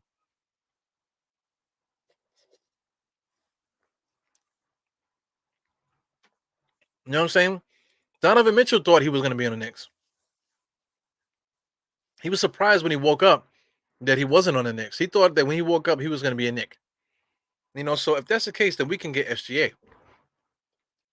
You want to talk about Anthony Davis? Hey, if Anthony Davis is available and the Lakers are looking to break things up, then maybe we need to look at Anthony Davis too. Get Anthony Davis in here to be that go-to guy. Let Julius Randle be the enforcer. Obi Toppin is the small forward now. You know what I'm saying? Trade, get RJ up out of here. All the guys that I mentioned, get those guys, Mitchell Robinson, get them out of here. Anthony Davis got a bad back. Hey, what the hell? We got Jalen Brunson. You know, maybe if you bring Anthony Davis here, we can slide one of their shooting guards and bring him with us too. And then we'll still be, we'll still have like an extra guard, or maybe start quickly at the shooting guard. We still got Fournier, if he's still in that deal. I don't know who would go out because I'm not looking at the numbers at the moment. But a trade if we want Anthony Davis, we can get Anthony Davis. So my thing is just get him. At this point, just go out there and get somebody. Change it. It needs to be changed. Something needs to be changed. Yeah, man. And Jarrell said we look like the Washington Generals. Man, I'm done with it. Because I mean, like I said, you guys, I do full game watch-alongs. Because I like to watch the game, but it's not like there's something different happening. Like I said, I can pull up other people's channels literally right now on YouTube and watch guys react and yell and scream and go crazy about stuff that's happening. But my question, like I said, my question is, what is happening that's so different that hasn't been happening for the last 3-4 years, 5 years? This has been happening for 5 years now. For some of these guys. So I sound like a broken record, but so does the gameplay of all these guys. Nobody's getting better. Like you put it on the Knicks franchise, the Knicks are not doing a good enough job to I mean, did that guy come in here again? Yes, he did. Mega came up in here again. What the hell's wrong with you, man? Get up out of here. How many times I gotta block you? You know how many of those megas are out there? or in my blocked post. So he's blowing up the chat, huh? He's blowing up the Chizat. Yeah, do you know how many of those 69 megas that I have in my blocked accounts? It's crazy. So anyway, the Knicks are back. Third quarter, 77-53. Yeah, it is what it is, man. I mean, like I said, we're mediocre. What do you expect? Right? So what do I expect? I expect something different to happen. That's what I expect. If the Knicks are mediocre, oh man, we're gonna be 2-2 at the end of the week. We're supposed to lose to Brooklyn. Hey, listen, I'm done with that. I'm done with that mentality. I can't sit here and and try to keep squeezing blood out of a rock. You know, no matter how many times I hit that stone or that piece of granite with a hammer, that motherfucker ain't gonna move, man. You know, So there's no use. There's no use keep trying to beat this dead horse. RJ and these guys need to get up out of here. I'm done. I'm done looking at them. The front office, shout out to Almighty, Geraldine too. Dolan Leon, get tips up out of here. Get rid of the front office. Also, let's see what Brick Nation is saying here. He said calling this team trash is a compliment. They are a toxic waste. Yeah, man. Listen, it's like election day, CA. I can't do 4 more years of RJ and Randall. Listen, I'm trying to tell you. Listen, man. I feel like New York is like a red state with the Knicks here. Look at that. Just Durant just going one-on-one and pulling up. That's not the problem. Durant going one-on-one is not the problem. You can't stop Durant. Nobody in the world can ever guard Durant. The issue is the Knicks are just not doing anything else against these other guys.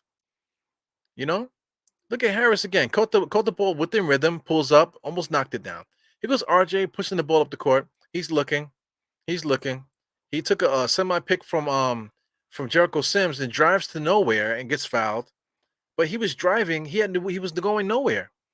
He was double teamed on the drive, and then there was 2 guys in the paint waiting for him. So where are you going?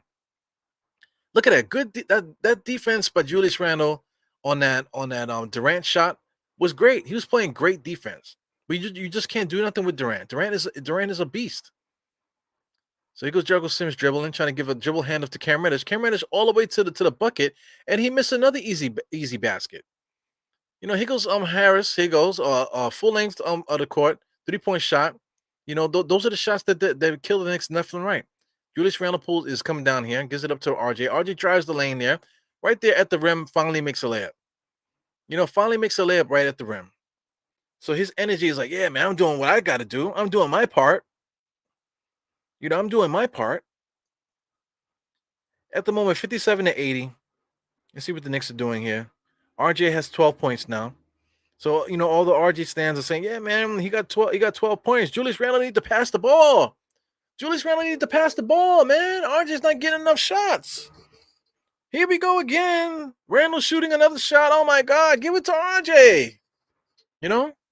Fournier's not even in the game. Take Fournier out. I'm tired of looking at him. Give RJ more shots.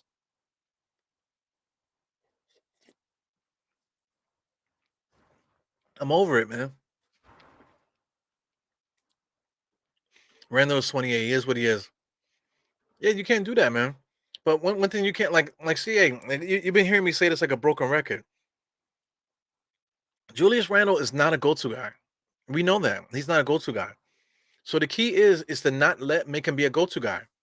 Now, if Julius Randle could be a third option, a third option on the team, or if he could just be not an option at all, and not be an option at all, get some other guys in here to be the options on offense. And then if we could do that and have Julius Randle be that fourth guy, or possibly that fifth guy, that then you're cooking with grease, man. Like, I mean, I like Jalen Brunson. So, I mean, like, we need to consolidate some of these guys. I want SGA. It would be nice to get SGA. SGA would be the go-to guy. Then you got Brunson with him. SGA and Brunson in the backcourt, I think, would be pretty good. I think they would be like probably the best backcourt in the NBA. You know what I'm saying? Julius Randle would be that fourth guy. The issue there, who's going to be the third guy then? Then Obi, I'm trying to say, Obi needs to be the guy that gets pushed into the starting lineup, but not pushing Julius out. You don't put Obi in and push Julius out. I think degrading Julius Randle into a guy that just scores within the flow of the offense is what we need. Julius Randle taking 2 or 3 dribbles is fine. Julius Randle shooting corner threes is fine. Him getting cuts to the basket for dunks and layups is fine. You know what I'm saying? But the offense, for him dribbling and trying to create for others, it needs to be out of here. But Julius Randle in that role as a receiver, not dribbling and stuff like that, getting his offense within the flow of everything, I think that's fantastic. So if, like I'm trying to say, if we could reduce Julius Randle to the fourth option in the starting unit, upgrade Obi, utilize Obi's ability to shoot the three and stuff like that, excuse me, as the third option, get SGA here, and then Jalen Brunson in the backcourt. Now you're talking about something. But also too, they keep showing Anthony Davis. So I wonder if the Knicks are thinking about getting Anthony Davis here. That's interesting to me. So I mean, Anthony Davis, getting him here to play the center spot. Like if we get Anthony Davis, I don't want to get rid of Julius. I want Julius and Anthony Davis together. Because they played together before in New Orleans and the Pelicans. So I like those guys together. I think those guys could be good together. But then I want to keep Obi too. Because our wings, the RJ and Cam Reddish are just not going to do it, man. I would like to see Obi in an expanded role as that third option. However we do it, I would prefer to get SGA. But if Anthony Davis is the guy, then fuck it. It's worth the try. Look at RJ again. RJ drives down the lane all the way to the basket and then hits the bottom of the rim with the lip. You cannot make it up. You can't make it up. That was literally at the what is that? Like the 7-minute mark just now, because right now it's 56. Look at the 7-minute mark in the third quarter. Just bookmark that. RJ Barrett drove down the lane, uncontested, right at the rim, and hits the bottom of the rim on a layup. You can't make it up. You can't make it up, man. It's unbelievable. I'm over it, man. Look at Jalen. Gets it to RJ. RJ gets to nowhere. RJ's looking for Sims to help him. He can't even go around the pick the right way. Do you see that? You see that now? Here we go. Transition. Okay, the Nets don't score there. But RJ, unsolicited turnovers, man. Defensive plays getting stripped and stuff like that. Here goes Fournier. Fournier standing there looking to shoot. He's gonna take his own shot. Gets an alley-oop to Jericho Sims. So this is crazy, man. Like I didn't say nothing about Quentin Grimes either. So maybe Quentin Grimes, put him on ice. Put Quentin Grimes on ice. All right, make these moves here, and then we'll see what Jericho's what Quentin Grimes does once we make these moves. Here goes Quentin. Jericho Sims just made a nice block there. So Durant's gonna score here because that's what he does. He's gonna score. He just scored just now. Great defense by Julius. You can't do nothing about it. Like I said, that's not the issue. Durant's gonna make those shots. He's been making it for how many years now? He's gonna be making them shots for the next 5 years. You can't stop him. Alley-oop. Fournier with an alley-oop to Jericho Sims because that's the only thing that's working for us. Bad decision though. Here goes RJ on the island. Do something. He gets bumped and he makes a shot and it goes in. I can't believe it. So it's like Jesus, Mary Joseph. He gets bumped. He was looking for the foul. I don't even think RJ thought that was gonna go in. Anyway, here we are down 21. Down 21, and there's nothing that's going to happen here. Cam Reddish drives on 2 people. Somebody's open. Joe Harris. Fournier does a good job recovering. Joe Harris pulls up. No good. Jericho Sims gets the rebound. Here goes Fournier. Full head of steam. Looking up the court. Jalen Brunson just pulls up within transition. He knocks it down. So, get a better backcourt guy back there with Brunson and to let it be a two-headed monster. And I think that would be a better decision than having RJ and Randle as your go-to guys. So now, why do you got Julius Randle guarding Durant, wasting so much energy? Here goes Harris, kicks it out for 3, misses it. Number 8 gets the rebound. Durant seemingly gets the ball again, and he misses it. Wow, air ball layup by Durant there. So 18-point lead by the Knicks. That's rare to see. The Durant. Look at most points per game in NBA history. Jordan, Chamberlain, Baylor, Durant, LeBron James. He's up there with the greatest players to ever play the game. So you can't do nothing about it. You can't do nothing about it. He's just gonna get what he's gonna do. You just enjoy it. Just enjoy watching guys like Durant. Because guys like that are special. So you just appreciate it. There's nothing you can do to stop those guys. Unbelievable. Thank God we got the Giants, right, Drill? Thank God we got the Giants, man. I'm more looking forward to those Sunday watch-alongs, watching the Giants than I am for the Knicks games now. Because I didn't seen enough. I seen more than I can see. So I mean, listen, I can still enjoy the Knicks. I can still enjoy the Knicks. I still think they can beat certain teams. So after this game, I think this is over for the Knicks right now. So if I can look ahead, because this game is done, it's all good. We can't win every game. We can also bounce back too. We can bounce back if you want to play that game. Of course, the Knicks could absolutely bounce back after this. This is not the end of the world. We shouldn't blow up our team just because Eru is annoyed with his team. But we can have a bad game, and then tomorrow we'll blow out the Pistons, right? He goes, Julius Randle doing too much, not able to finish. Now here go the Nets, easily gets down the court. Claxton drives in there, he misses it though. So not for nothing, Knicks got some momentum, but we're still down by 20. So it goes Julius Randle on the inside, double pumps to RJ. I mean, RJ is trash, man. RJ is trash. There should have been a jump ball. Shout out to Jock Vaughn. It should have been a jump ball. But I mean, Julius Randle gives the pass to RJ, and look what happened. I'm just over it. There's nothing that's gonna change my mind at this moment, man. Like I said, if we want to talk about January, Knicks might start playing well in January after we're like 10 games below 500.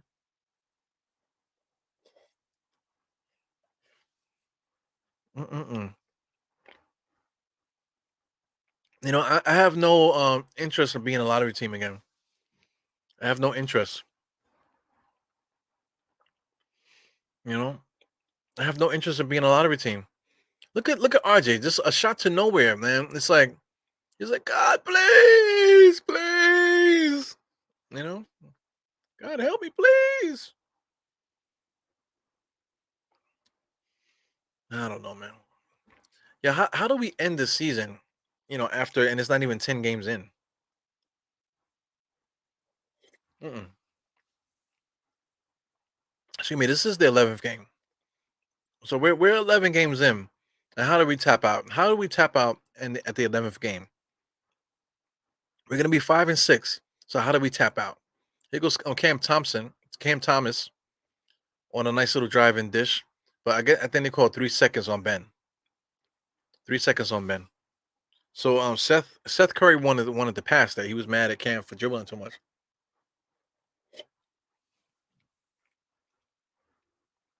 Brunson dribbling, gives it to Obi. Here goes Brunson. Obi's open. So they call legal defense there on the Nets. I can't hear it, but I'm assuming that's a legal defense by the Nets. This guy's name is David Duke. That's crazy. Mm-mm. You wanna talk about a family that didn't read growing up? His name is Duke, and they name him David Duke.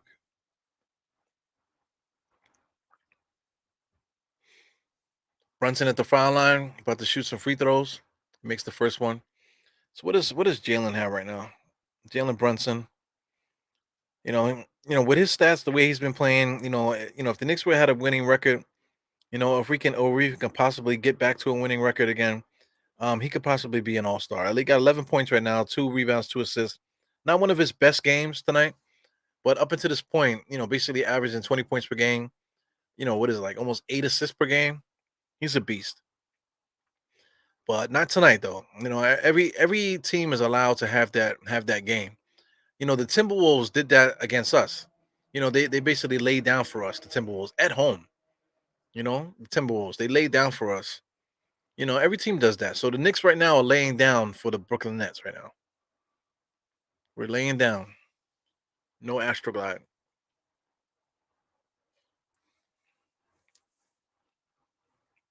So those that want to know, yes, I'm still eating that same fucking soup. So I finally finished it. It's good though. This is a name I haven't seen. So we got Clint Mirete. Miete. I'm just getting in from work, and I see we're getting smacked by the Nets without Kyrie. I'm telling you. Yeah, we're getting smacked by the Nets, man. So, I mean, Durant got 23 points. That's a given. I've been saying that all game. That's a given. Freaking Claxton got 12, Sumner got 18, Steph Curry got 14. And then they just running us down. Then that's just stalking us down, walking us down like a it is what it is. Like I'm saying, this is the equivalent of the Timberwolf game where the Timberwolves basically laid down for us, and now the Knicks are laying down for the Nets. So the next game, beware, buyer beware. Everyone's circling that Detroit game, saying that we should be able to win that game. We already beat them once. We should be able to beat the Nets. I mean the Pistons. Yeah, we should. They're getting smacked by the Pistons. I mean, not by the Pistons. The Pistons are getting smacked by the Celtics right now. So they're getting smacked by the Celtics. So they're going to be looking to bounce back, right? They play the Knicks next. We're gonna be looking to bounce back against the Knicks. So beware of the Pistons. If the Knicks lose to the Pistons after this, here goes Fournier misses a point blank layup. So I mean, nobody can score, and we need to do something. But beware, Jaden Ivey. He got 19 points, 10 rebounds, 6 assists tonight playing against the Celtics. Sadiq Bey got 11 points. Bogdanovich, whatever his name is, Bogdanovich, he got 17 points. That's somebody we need to worry about. Got Cade Cunningham, got to worry about him. Quite a few people. Jalen Duran is playing pretty good for them. This kid, Killian Hayes, is starting to catch on too. I like Livers. Livers is pretty good. So they got some guys on that Detroit Pistons. I know we played them once, but it doesn't mean the same thing is going to happen that happened last time. Here goes Durant, reaching foul on RJ. RJ's looking like, what happened? You're in shock? You reached in on Durant. You think they're not going to call a foul? Here goes Steph Curry. RJ's guarding Steph Curry. All that dribbling. Cam Thomas. Fake. Obi Toppin does a good job getting into the passing lane. Still was able to recover after all of that. And Durant just pulls up. Oh, man. And who's that? Ben Simmons just drives and dunks. Nobody watched him. There's 4 Knicks down there. Nobody saw him. He goes RJ driving down the lane and misses yet another point blank layup after getting fouled. Man, this is like crazy. This is like watching a snuff film. We're watching somebody die. There's nothing we can do about it. Told people that 3-point dream in Minnesota wasn't real. Yeah, I'm trying to tell you. It was fun to watch. Fun to watch for the Knicks to get a win like that. We haven't had a win like that in a while, but we bounced back after a big time win like that and just lay down, literally lay down against the crosstown rivals with all the cameras on us and everybody knowing that we're playing against the Nets. Everybody knows what's at stake, and this is what the Knicks do. It's crazy. Is Kevin Durant doing anything over there? That's a good question. Kevin Knox, as the Nets are walking us down there. Cam Reddish. I mean, Nets are kind of fooling around. Cam Thompson is driving, and they call 24-second violation. So Kevin Knox is not playing tonight. He didn't get off the bench. He shouldn't come off the bench with the guys that they have. He's not going to play over Cade Cunningham, Sadiq Bey, Bogdanovich, Ivy. He's not playing over any of those guys. That kid Livers is really good. I like Livers. Diallo makes more money than Kevin Knox, so Kevin Knox, that's what he's dealing with. They paid Hamidou Diallo. Excuse me. So he's gonna play. Go Steph Curry in and out of dribble, going between his legs, kicks it out to Ben. Ben is in the 3-point stance like he's gonna score. He drives, it gets swapped out of his hand. Who got the ball? Durant. Wow, they didn't call a foul there, so the Knicks were able to get the ball. 71-88. So I mean, the Knicks are still in this game. After all this crying that I'm doing, the Knicks are still in this game. So they just call a foul on Hartenstein. So not for nothing, like let's say if the Knicks can go on a little run, we can cut it to 10. See, even after all that complaining, we still have the possibility to cut it to 10. This young lady behind Tom Thibodeau is really attractive. Not those chicks. The one right there. The one right there. You see it right there? Like talking to that dude? It's a lucky man. That's a beautiful young lady.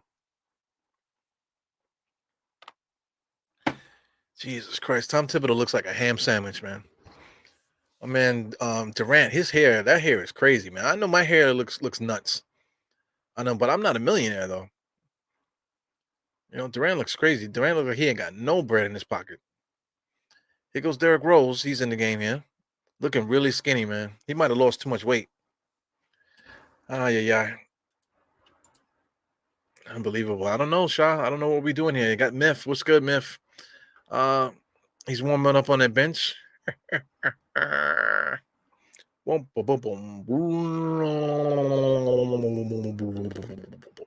Obi Toppin asking for the ball in the post against Steph Curry. What you gonna do? What you gonna do? Turn around and miss the shot. What you gonna do? Turn around and miss the shot. Obi Toppin posting up Steph Curry, and he can't score. Asking for the ball on the post, ain't got no moves.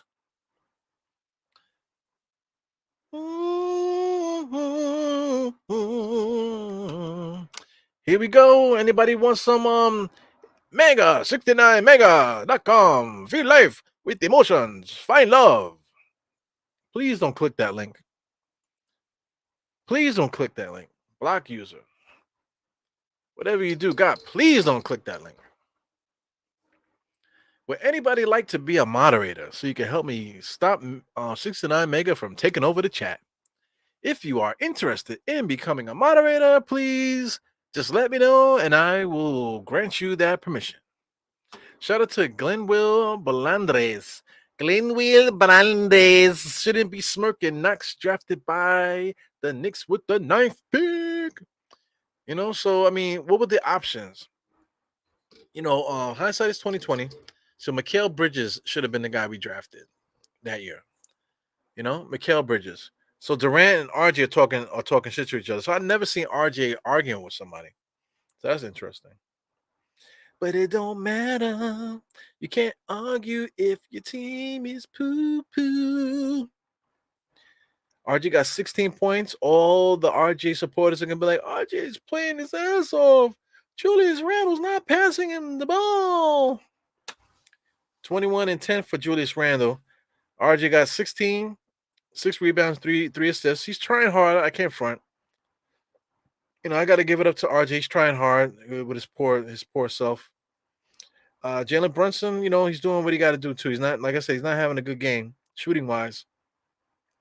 Passing the ball either, he's not doing well. Jericho Sims doing what he can. 22 minutes, 7 points, 6 rebounds. What else do you expect from him?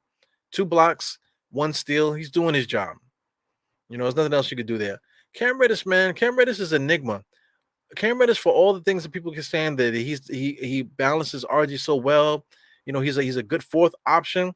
My man has 18 minutes, 0.0 rebounds. He has 1 assist, 0 for 7 from the field, 0 for 4 from 3, no blocks, no steals, 2 personal fouls. You know what I'm saying? He's playing defense, man. But everybody's getting a chance to play defense. You know what I'm saying? So there's all cliche stuff, man. These guys need to go. You know? It's not working. It's not working. It's not working. It's not going to work. I don't care if these guys like each other. You know what I'm saying? I don't care if they like each other. What happens if you were in school and you got like a bunch of kids in school that like each other? The teacher separates them. So listen, man, you guys can't sit with each other. You got to go over here. You got to go over there. You know what I'm saying? So that's what the Knicks got to do. You like each other so much. You know what? We got to get rid of you guys. You need to go to that team. You need to go to the other team. You know what I'm saying? Because it's not working here. You guys are best friends, having a good time. You know, but when it comes down to doing your work, you guys can't do your work. So we might need to get rid of it. You might need to do something about that. You feel me? Crazy. Fournier, you know, Fournier. People keep talking about Fournier. Fournier actually is playing decent in this game. He's playing okay. Coming off the bench as a bench player, he's playing decent off the bench. Toppin, not really having a particularly good game. You know, but at least Obi Toppin has a pulse. You know, at least Obi Toppin has a pulse. So Obi Toppin's only played 12 minutes. He's not a power forward. We're crucifying him for not being that power guy. He's not a power guy. He's a finesse dude. So let him be a finesse guy. That's why I'm championing for him to get a shot as a small forward. You know, I'm gonna see Obi Toppin get a shot as a small forward. I'm gonna see if he can actually do the scoring that he thinks he could be. You know what I'm saying? Instead of always begging for alley oops, I would like to see what he would do if he was given the shot to do more. You know, at this point, because I mean, we tried Cam Reddish, we tried RJ. It doesn't look good.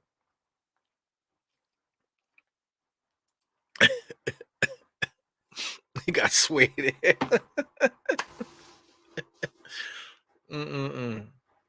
So I guess Durant's problem is we need to take him to a tailor. His hair needs to get tailored. You know, take him to a shoe repair man to get his hair done. See if they can do something with that head of his. Brush that suede. You need a suede brush for his hair. Go Ben Simmons. He's trash too. He goes quickly, bouncing, bouncing, bouncing. Crossover, crossover, crossover, crossover, spin, fake to nowhere. Fournier, top of the key, gives it to Hartenstein. Hartenstein looking for the cut. Can't find it. Gives it back there quickly. 10 seconds on the shot clock. Dribble, dribble. And then they call a legal screen by Hartenstein. Turnover. Nets ball. 23 people watching me right now. Wondering what the fuck is this guy talking about? Why do people watch him? Why does he have a podcast? He looks like an asshole. You know, he needs to shave. He needs to stop cursing. Is he wearing the same shirt every day? You know, he's always wearing that same stupid ass blue hat. You know what I'm saying? Trish D. Yeah, Cam has no turnover, has no TO. He has no TO. No TO. That's problematic. 0 for 7. Quickly. Shoots a 3. No good. Obi Toppin got the offensive rebound. Back to quickly. Quickly fakes, dribbles, crossovers. Hartenstein dribbles, looking. Gives it to Obi. Obi just pulls up, baby. Misses the 3. Hartenstein fighting. Loose ball. Still can't get it. They call out of bounds on Hartenstein. So, I mean, the referees are doing way too much talking. He was just chastising Hartenstein just now. It's like, come on, man. So, guys, I don't have no jokes. So, what I need to do, I need to write down some jokes and just make it a stand-up comedy routine for the rest of this pod here. We're finally in the fourth quarter. We got 10 minutes and 42 seconds. You know, if anybody calls a timeout, I'll be damned. You know, I'd be damned. Let this clock run out. Let it be like football. Just let the time just go continuously. No out of bounds. You know what I'm saying? Like we playing in the street. You know, just let that clock run. And please do not stop this game. Because Hartenstein finally, I think Hartenstein's first shot of the game, huh? Hartenstein's first shot of the game. He only took 2 shots today. That's his first score of the whole game there. 2 points and 5 rebounds for Hartenstein. He goes, the man from down under, gives it over to the other Curry. Pulls up. He goes quickly. Quickly looks like he's doing something, actually. He looks like it. 2 points, 4 rebounds, 3 assists. Finally pulls up for 3. No good. Ben Simmons with the one-handed rebound with them ugly-ass kicks. Kicks it out to Steph Curry over to, I think that's, who's that? That's Royce O'Neal there. Royce O'Neal just dribbling to hell. Back to the Aussie. Gives it to Ben Simmons for the layup on the inside. Derrick Rose. Here goes Derrick Rose dribbling up the middle. What's he gonna do? Gives it to Hartenstein. He dribbles across the top of the key. Gives it to Obi Toppin. Obi Toppin looking for Rose with a full head of steam. He pulls up because that's what he does. He hits the front of the rim. No good. Ben Simmons with the ball. Lead pass over to Steph Curry. Comes around the pick there. Steph Curry goes around the screen. He's looking. Comes back around the screen again. He fakes a shot. Gives it to Ben Simmons. Kicks it back out to the offset. Over to Harris for 3. No good. Derrick Rose, top of the key, dribbling the ball up the court, directing traffic, gives it to IQ, goes around the screen there, pity pat, back to Derrick Rose, top of the key, and Derrick Rose just pulls it up because why not? Same thing, beating the fuck out the front of the rim. Royce O'Neal on the left-hand side, dribbling, gives it over to Steph Curry, top of the key there, being guarded by Fournier, in and out dribble, good defense by Fournier, but he gets called for the reach-in foul there, but good defense by Fournier, they're probably our best defender this evening. Knicks are down 73-97. Can we make it 30 points tonight? Here we are. UFC 281. I got to put some money on that on Saturday. That's a good fight there. Got to put some money on that fight. I'm going for the champion if anybody wants to know. Here goes the Aussie. Inbounds play. Looking for a passer. Gives it to Steph Curry, top of the key. Being guarded by Fournier. Gets caught in the screen there. Cross-court pass to the Aussie. Back to Royce O'Neal doing some nice movement there, but the ball slapped away by IQ. Gets it to Fournier, full head of steam of the court. He travels, kicks it over to the right for Brunson. He puts the hand up in the air like, hello, but he misses it. Here goes Royce O'Neal bringing the ball up the court. And the Nets dare call a timeout? Why are the Nets calling a timeout for? Why are the Nets calling a timeout? Come on, man. Stop the bullshit. Put us out of our misery, man. Put us out of our misery. Put us out of our misery, man. Oh my God. Kareem Grant, did you just say that? I'd rather watch She-Hulk than watch this game. Hey, listen, man. Am I gonna get in trouble for playing She-Hulk?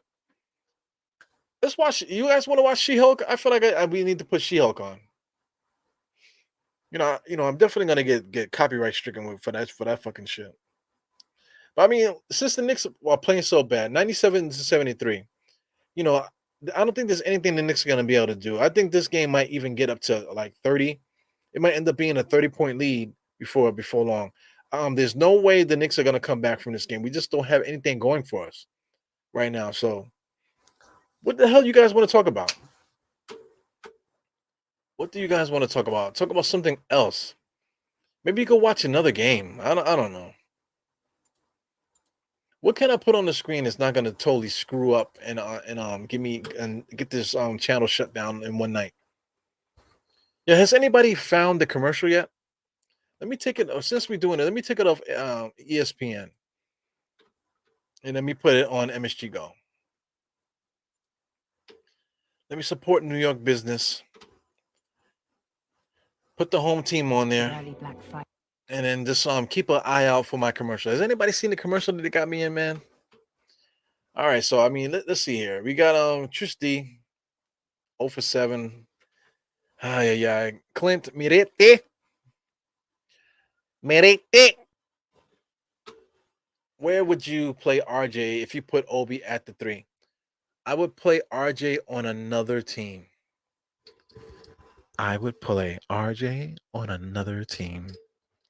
If Obi Toppin is my starting 3, that means RJ Barrett got traded for somebody else. Who would I trade RJ Barrett for? I'm looking at SGA.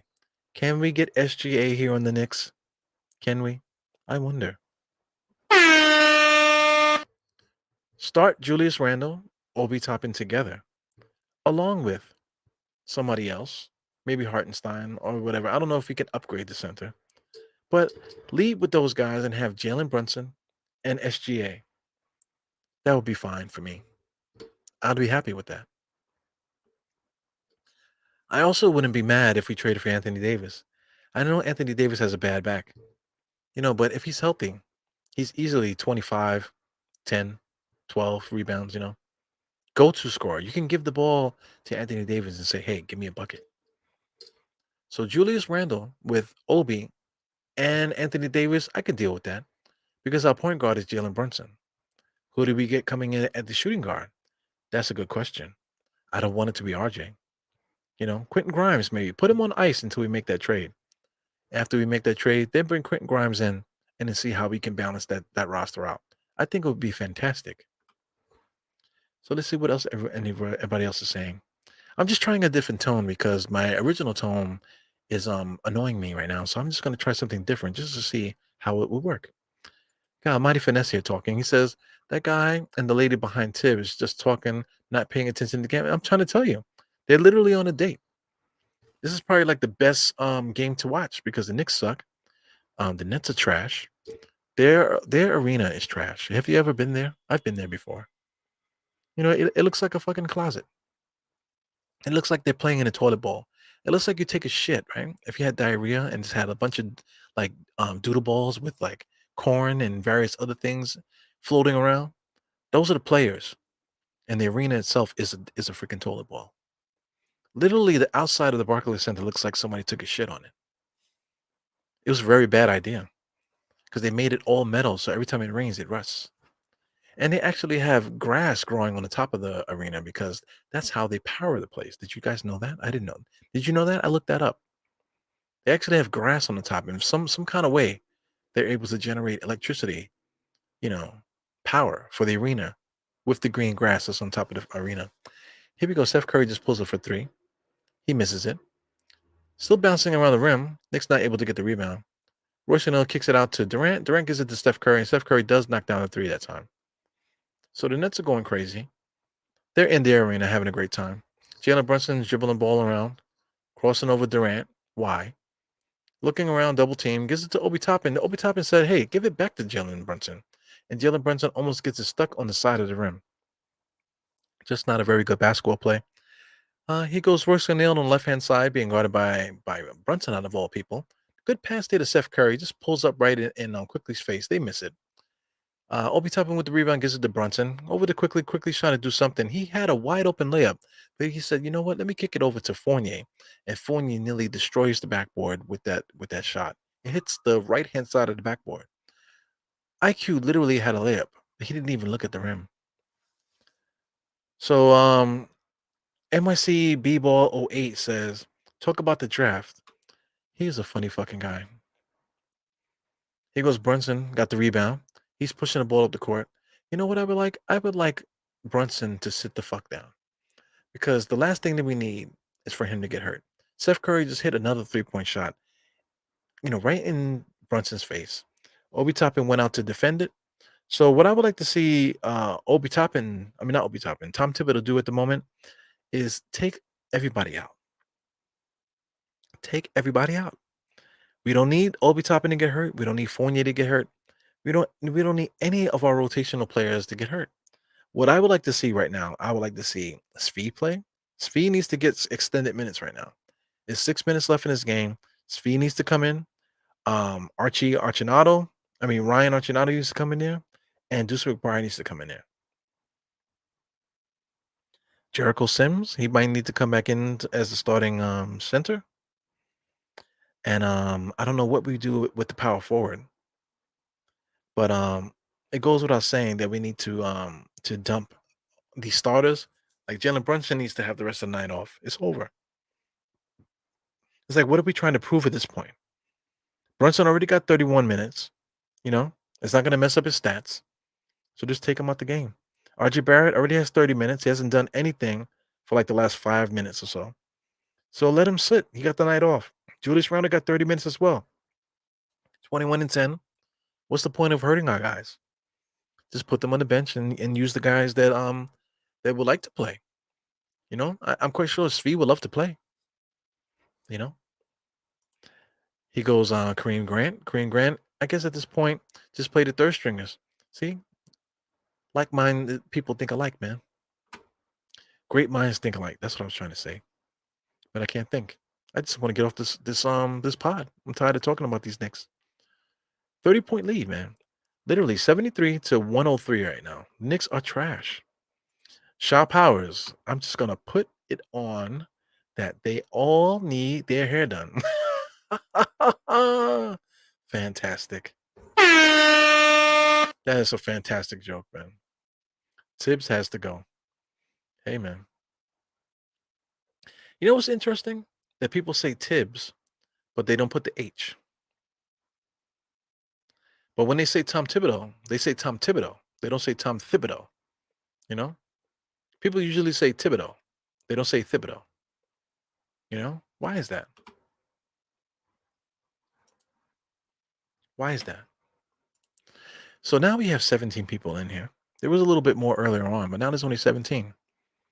So one of those is probably my mother. We have 16 now. One of those is probably my mother. The other 16 is probably my mother too.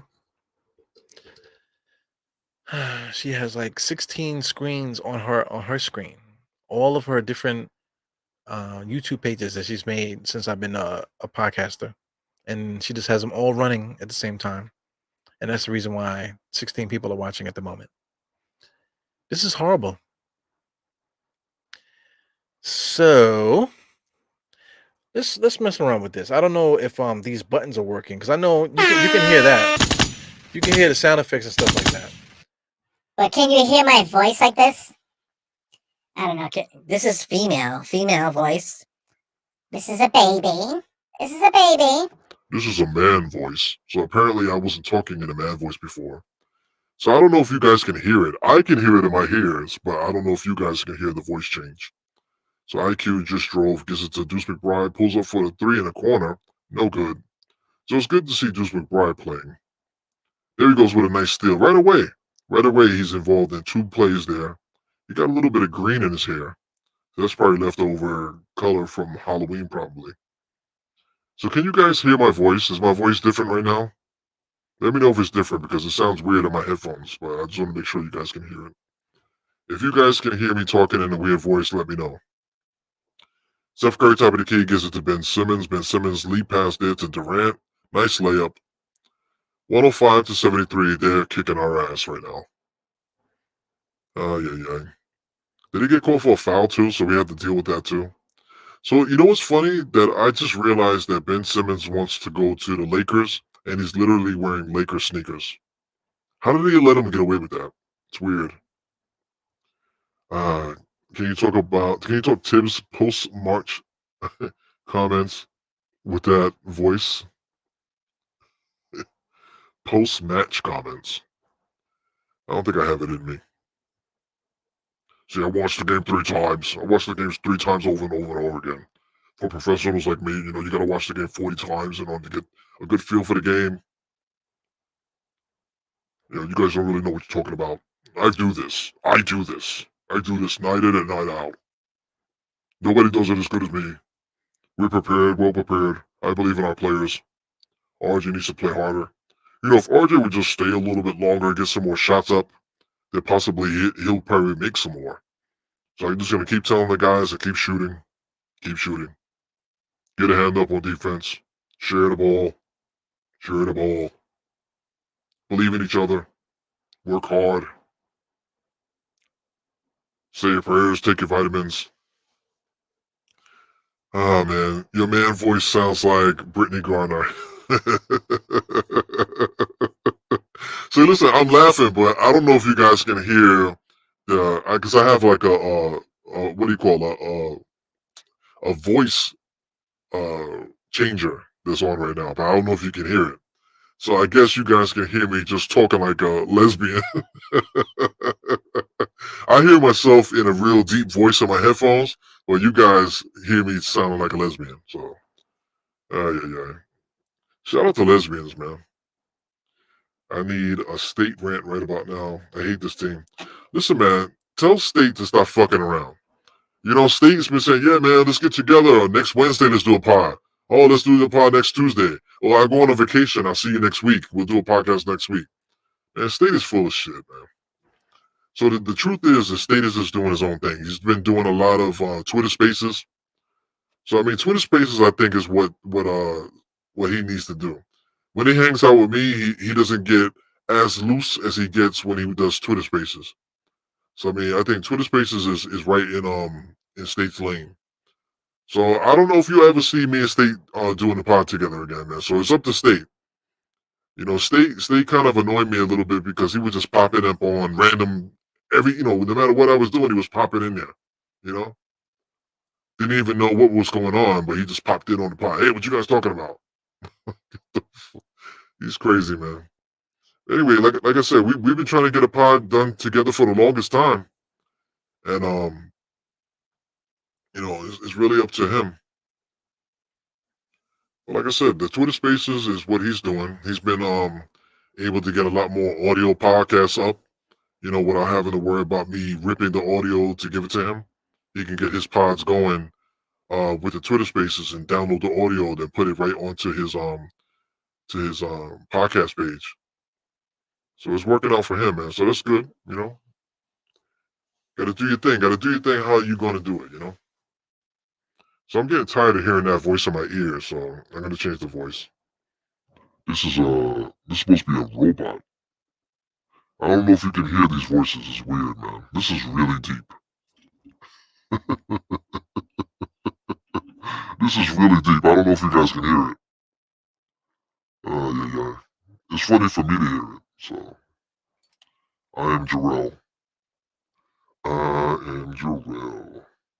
So we got 3 minutes and 30 seconds left in this game. So I'm trying to see if I can hear this.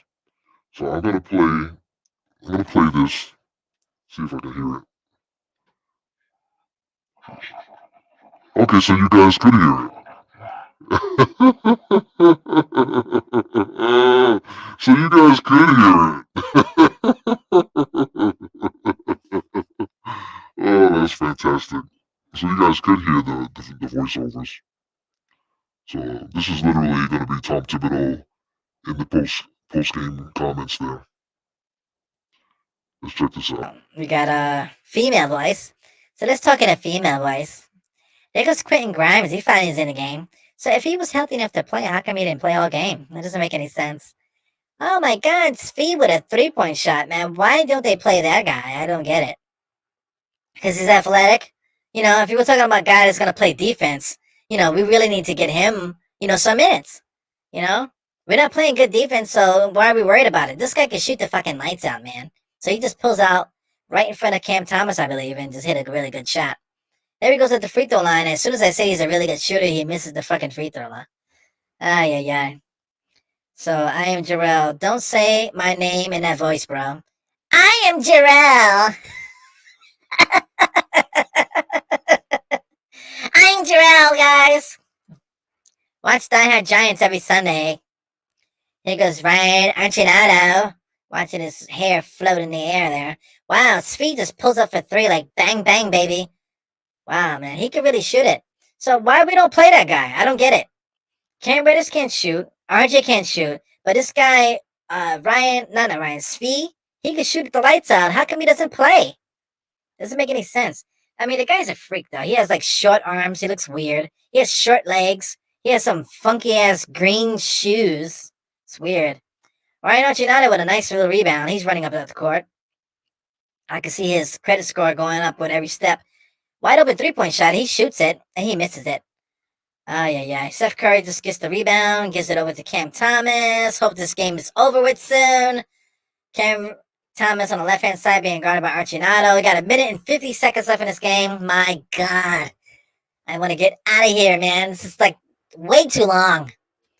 Like, why did I decide to do full game watch-alongs, man? It's weird. I was doing halftime to crunch time before. That was a lot of fun. But now I'm doing full game watch-alongs, and it's like bullshit. Deuce McBride just threw the shot up there. Like, it looked like he's playing darts out there. Seth Curry's dribbling. Cam Thomas can't even get the ball across the line. Here he goes all the way in there. Who's getting a shot? Some other guy here. I don't know who that is. That's number 8. I think that's David Duke. For those that don't know who David Duke is, please Google David Duke and tell me why the fuck did his parents name him David Duke. Doesn't make any sense. Cam Thomas drilling the clock out. 14 seconds left on the shot clock for the Nets. 53 seconds on the game clock. Oh my God. What is the actual time of the game now? So I'm looking at the Google clock. So it's 1 minute and 34 seconds on that clock. So that's absolutely wrong. So let's see what exactly the exact time is, man, because I want to get the fuck out of here. It still says 1 minute, but on the Knicks clock, it says 36 seconds, man. So we're almost out of here. We're almost at the end of this game.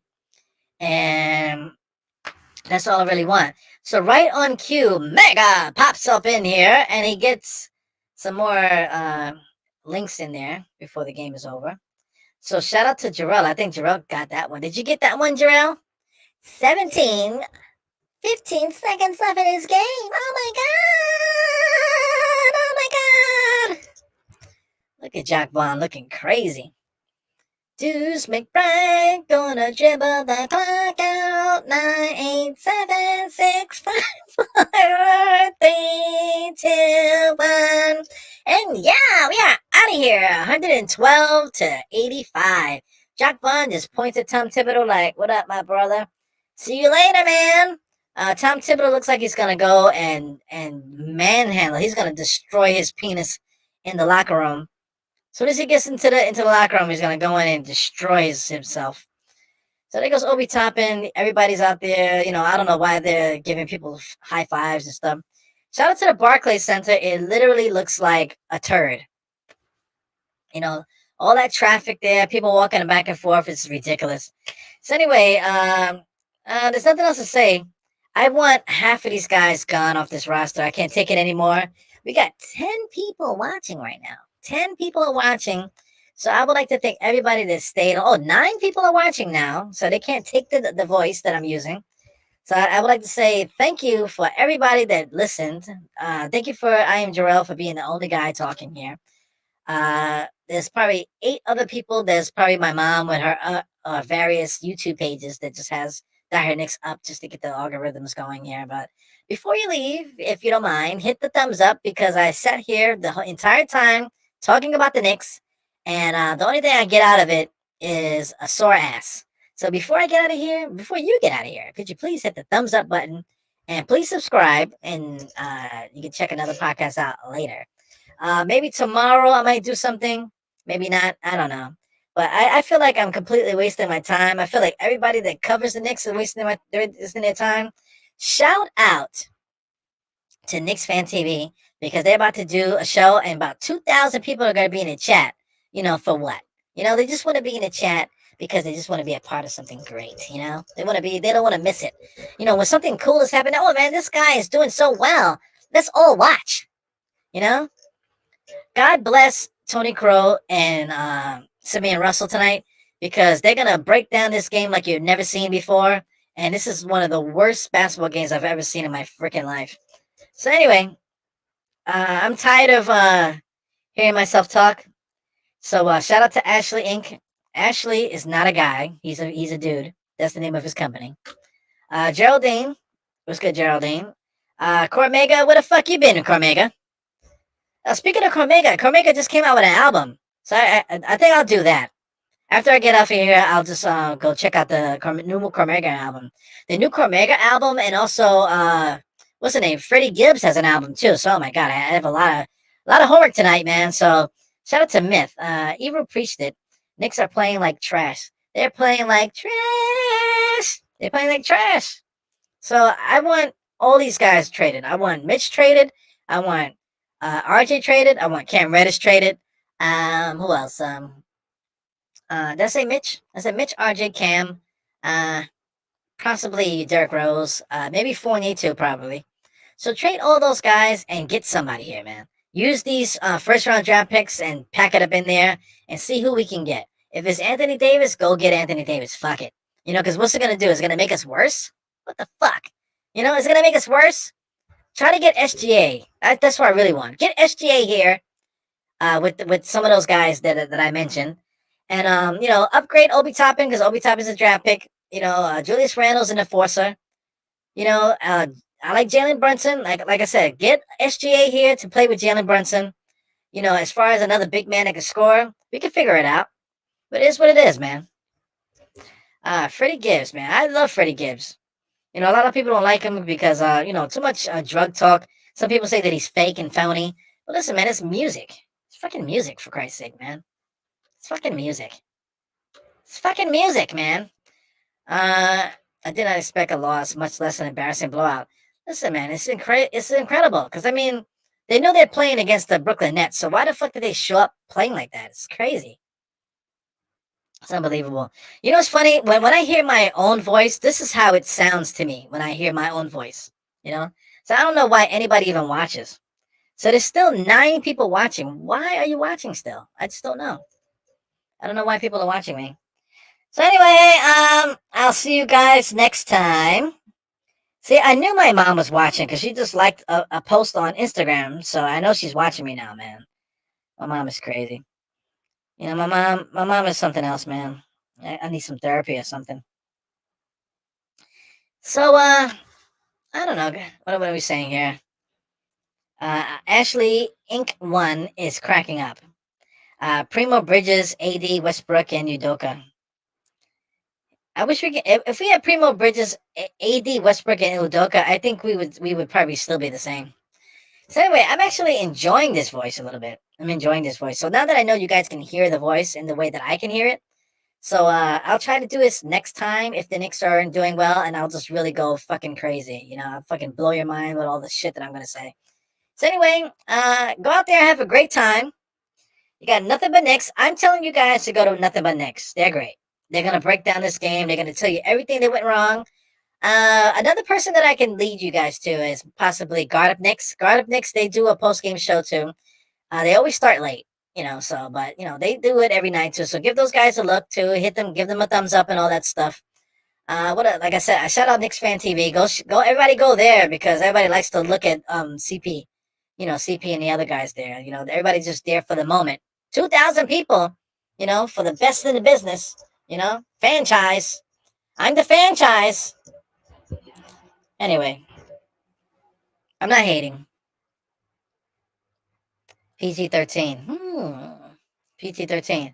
Now this podcast is rated R. I don't know about PG-13. The voice works. Y'all want PG-13? Who wants PG-13? Who said anything about PG-13? I said SGA, man. PG-13? I didn't say anything about that. But listen, if we could trade RJ and those guys for PG-13, I totally would do it. Anyway, Hulk Holmes said, later, Hero. Get the fuck off. Hang up the fucking stream already, asshole. Ah, brother. All right, guys. I'm out of here. So this is your boy E-Rule talking shit here. I'm just having fun. I'm actually literally losing my mind. Literally losing my mind. But, the Knicks. Trash. And there's nothing we can do about it, man. So anyway, I'll see you guys next time on the Dire Knicks podcast. If you even care to come on and watch me just melt in front of your face. Anyway. Goodbye, guys. See you next time. Peace. I hit the wrong fucking button. Believe that? That's the intro. That's the short intro. You know what? Since State hasn't been on the show in a while, let's play this one.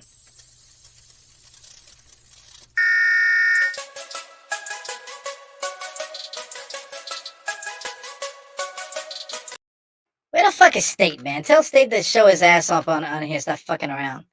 So anyway, I found the outro. So here it goes. The outro, it will begin in 5, 4, 3, 2, 1.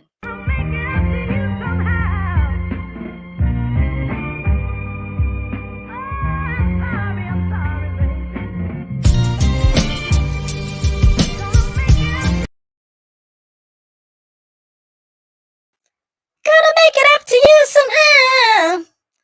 Oh, sorry, baby. All right, y'all. See you later.